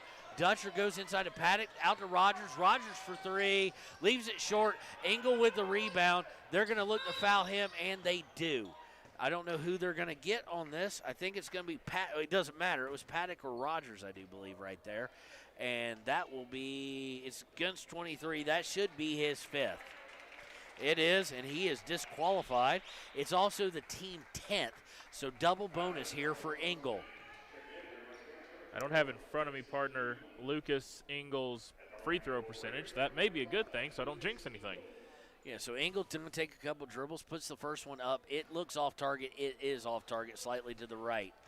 So stays at a 9-point game, but Natrona really running seriously up against their number 1 enemy right now, the clock. Yeah, that's one of the things that late in a game you hate to see. Engel's second one is up and good. All right, Rogers bringing it up for Natrona as we go under 40 seconds. They're down 10. Got into Blom. He walked. They don't call it. Everybody and their brother knew it. They get to Rogers. Rogers has to jack a 3. Air ball. Rebound by Blom. They're now in desperation mode. Engel makes sure not to foul as they go for a 2-pointer. Nothing there. And for some reason, Lang, I think, or Engel thought it wise to contest a rebound there.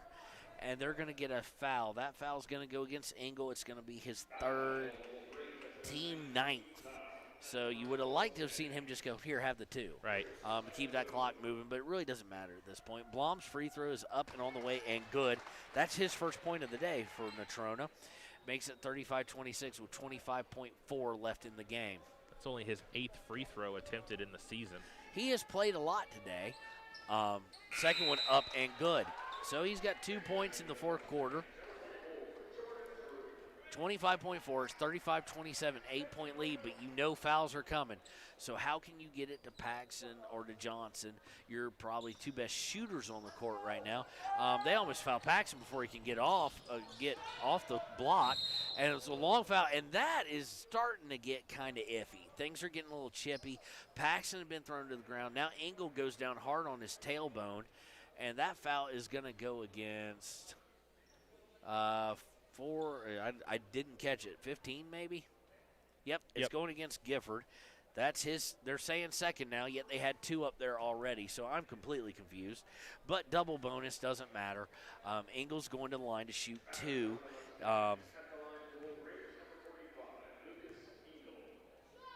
He puts the first one up and good. Lucas Engel, after he makes the shot, no one up there for the Wolverines. He just slaps the air. Yeah, takes the dribble, puts the second one up, and it is good as well. That should do it. So 37-27, 20 seconds to go. Rogers bringing it up. He's going to keep it. He's going to look to drive. Just let him go. They do, and he hits it good. And suddenly, that's reason for great loud applause. He's a starter. I mean, this is a good kid. Very fast. Played Paxton very well. Inbounded, and for some reason, the Natrona coach says, let's just foul anyway, because, you know, the 8-point shot that they have in high school ball. They fouled Paxton with 5.6 seconds left and an 8-point deficit. May have been time to let that go. So Gifford with his 3rd foul.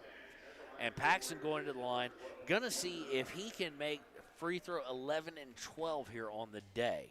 I got this look. That could be. It's up and good. I'm kind of curious if that's the most he's taken all season. I have no doubt it's the most he's hit. He did have a lot at the end of the game against Green River? As he helped seal the deal. Rogers brings it up, shoots a desperation three. His time expires and hits it. Nice double pump there. So the final score, and I feel like we've watched Big Ten basketball from 10 years ago, 39-32 Wolverines. We'll be right back with the Click It or Ticket post-game show here on KTAK. There are two ways to buy 4x4 gear, the expensive way and the smart way. The expensive way is when you buy a new truck or SUV and the dealer sells you the brush guard, the heavy-duty bumpers, the steps, lights, winch, you name it. He rolls it all in with your loan into your monthly payment. But here's the smart way. Shop at Wyoming 4x4, where you get expert advice from Dan, quality gear, professional installation, all for a whole lot less than you'd spend at a car dealer. Wyoming 4x4 on North Federal in Riverton. The smart way to roll. From the wide open spaces to the canyon near you, Wyoming.com is reaching more homes and businesses than ever before. For more than 25 years, we've aimed to provide the best internet and phone service to meet the needs of our customers all across the great state of Wyoming. Now it's getting even better. Wyoming.com, expanding to an area near you. Wyoming.com. We're out there. Central Wyoming College now offers Bachelor of Applied Science degrees in Early Childhood Education and Organizational Management and Leadership, with an emphasis in outdoor education, tribal leadership, or business and entrepreneurial leadership. CWC offers 3 ways to learn: online, virtual, and in person. Learn, grow, lead, and advance at Central Wyoming College. CWC is leading the way with expanded programs in the Bachelor of Applied Science degrees. A proud sponsor of this broadcast is Bailey Enterprises. For over 50 years, Bailey has become the name you can trust. With Pit Stop Travel Centers, you can fuel up and stock up on trip snacks at locations all over Fremont County. You can also put your trust in Bailey Tire and Auto for service to keep handy for those times when your luck runs out on the road. Refresh at the Speedway Cafe with a dine-in meal or a round of carry-out with a variety of specials to keep you going. Go with Bailey. Exactly. All right, we're back here on the Click It or Ticket post-game show here on KTAK. We're with the Papa Murphy's player of the game. No real surprise here. Parker Paxton, our player of the game. Parker, how you feeling about that game?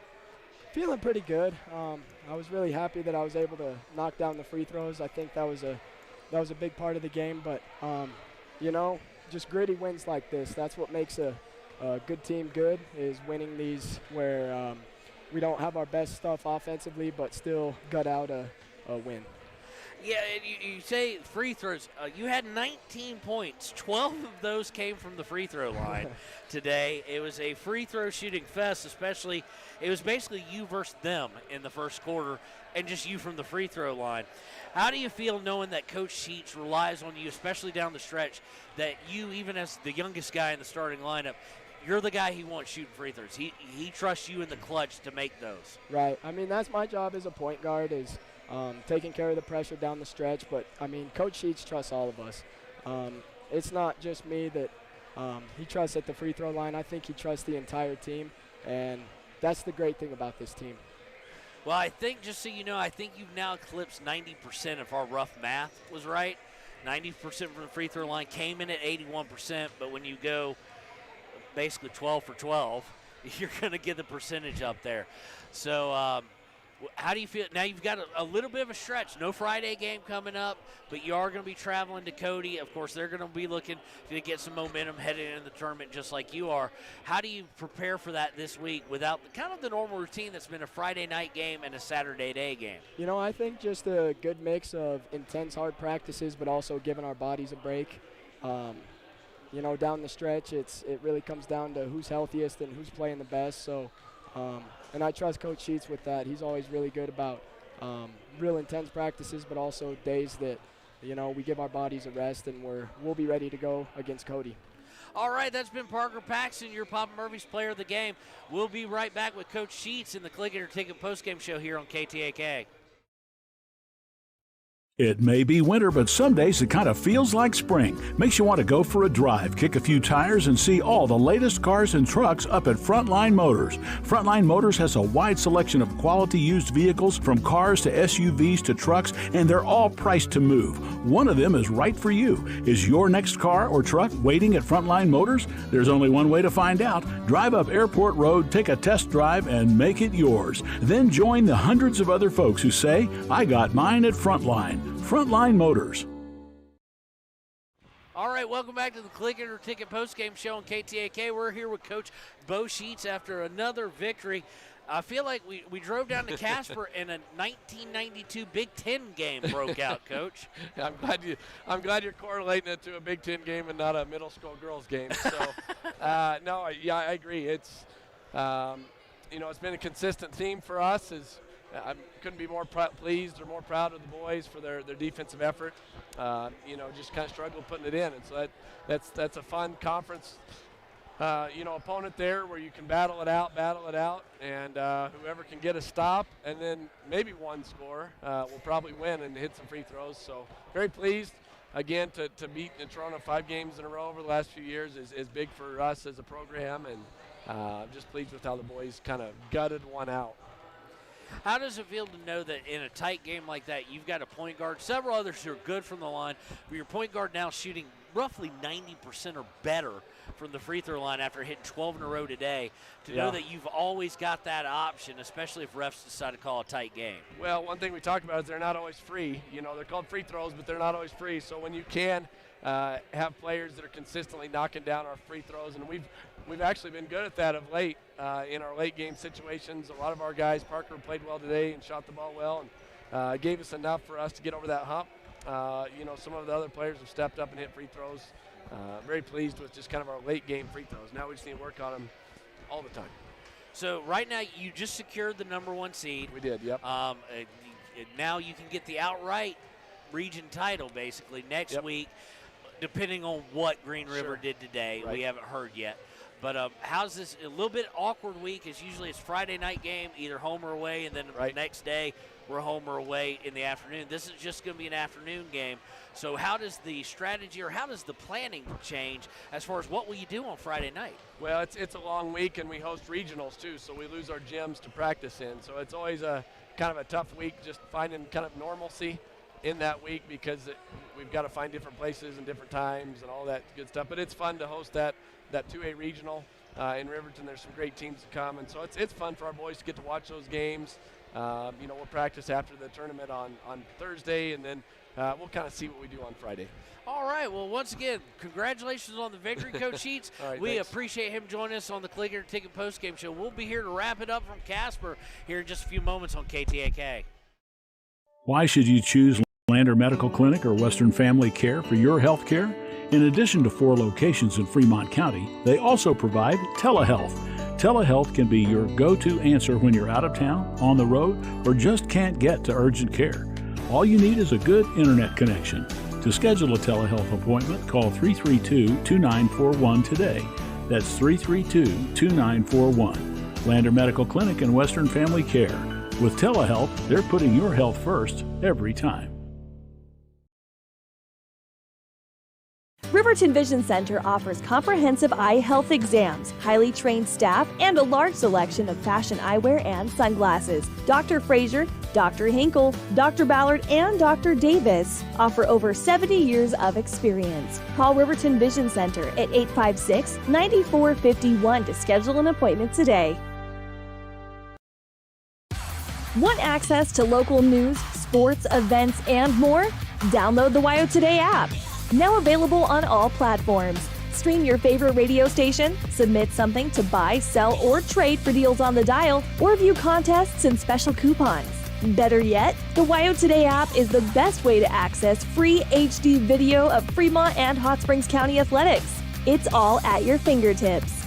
Head to your app store or visit WyoToday.com to download the WyoToday app now. Welcome back to KTAK and the Click It or Ticket post-game show.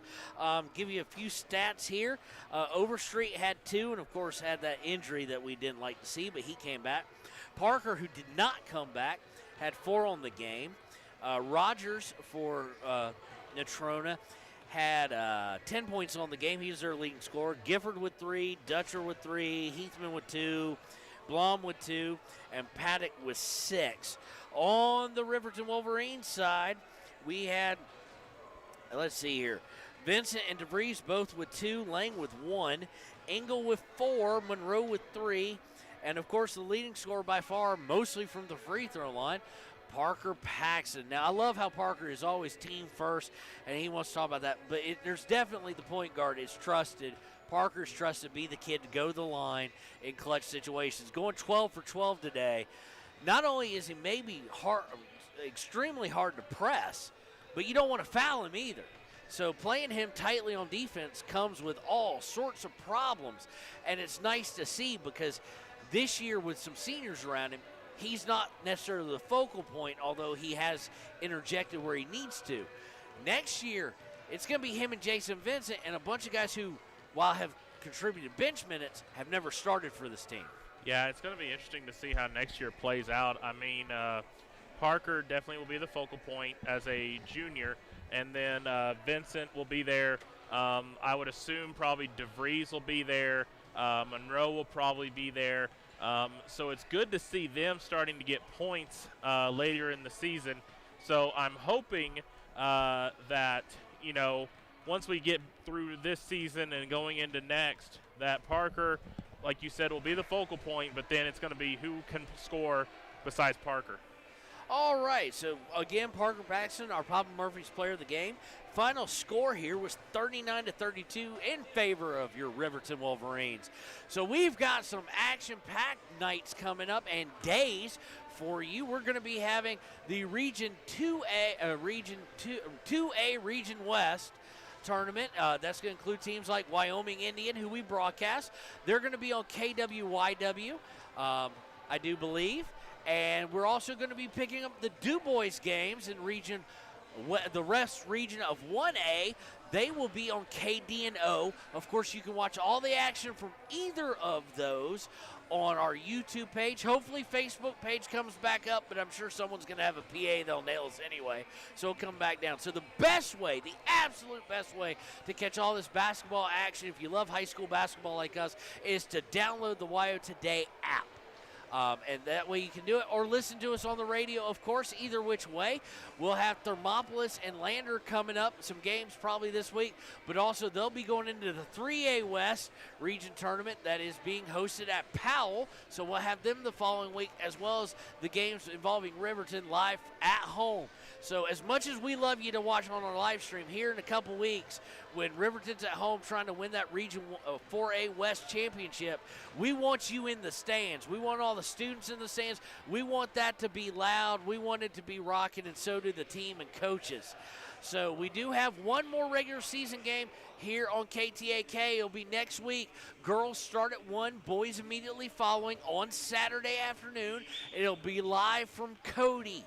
Cody looking to play a little spoiler and set the Riverton Wolverines on a bad trajectory mentally headed into that. So a huge win to keep up the momentum and keep things going. So, Travis, what do you think of the coming weeks? We've got a lot of basketball, and then, hey, we blink, it'll be a soccer and American Legion baseball. Yeah, we've got a lot going on, and it's been funny since I got here on Christmas Eve. It's been like we've hit the ground running. It's going to be a fun set of games. It's going to be a fun set of weeks. I will have the opportunity, as far as I know for right now, to cover the Du Bois games. That's going to be an amazing experience. I'll be very honored to bring those games to you guys. And really, like you said, we still got a lot of unanswered questions as it relates to the tournaments coming in. We know Riverton's going to be the #1 seed.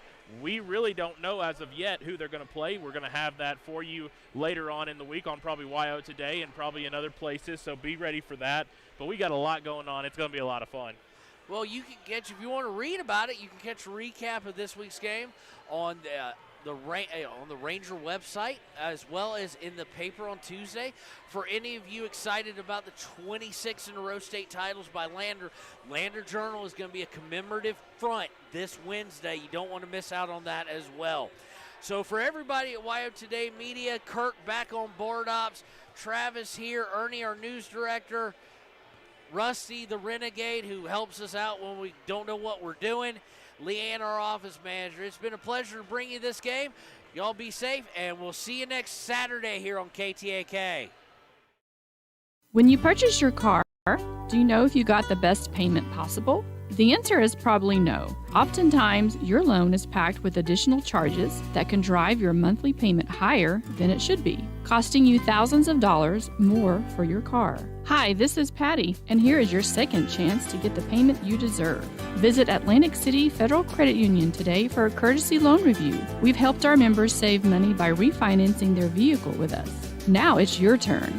Open your eyes to a credit union. Atlantic City Federal Credit Union. Hello, I'm Janice K. Bradley, and I'm here to tell you the miracle that Fremont Therapy did in making it possible for my left hand to ever work again. I went to the orthopedic surgeon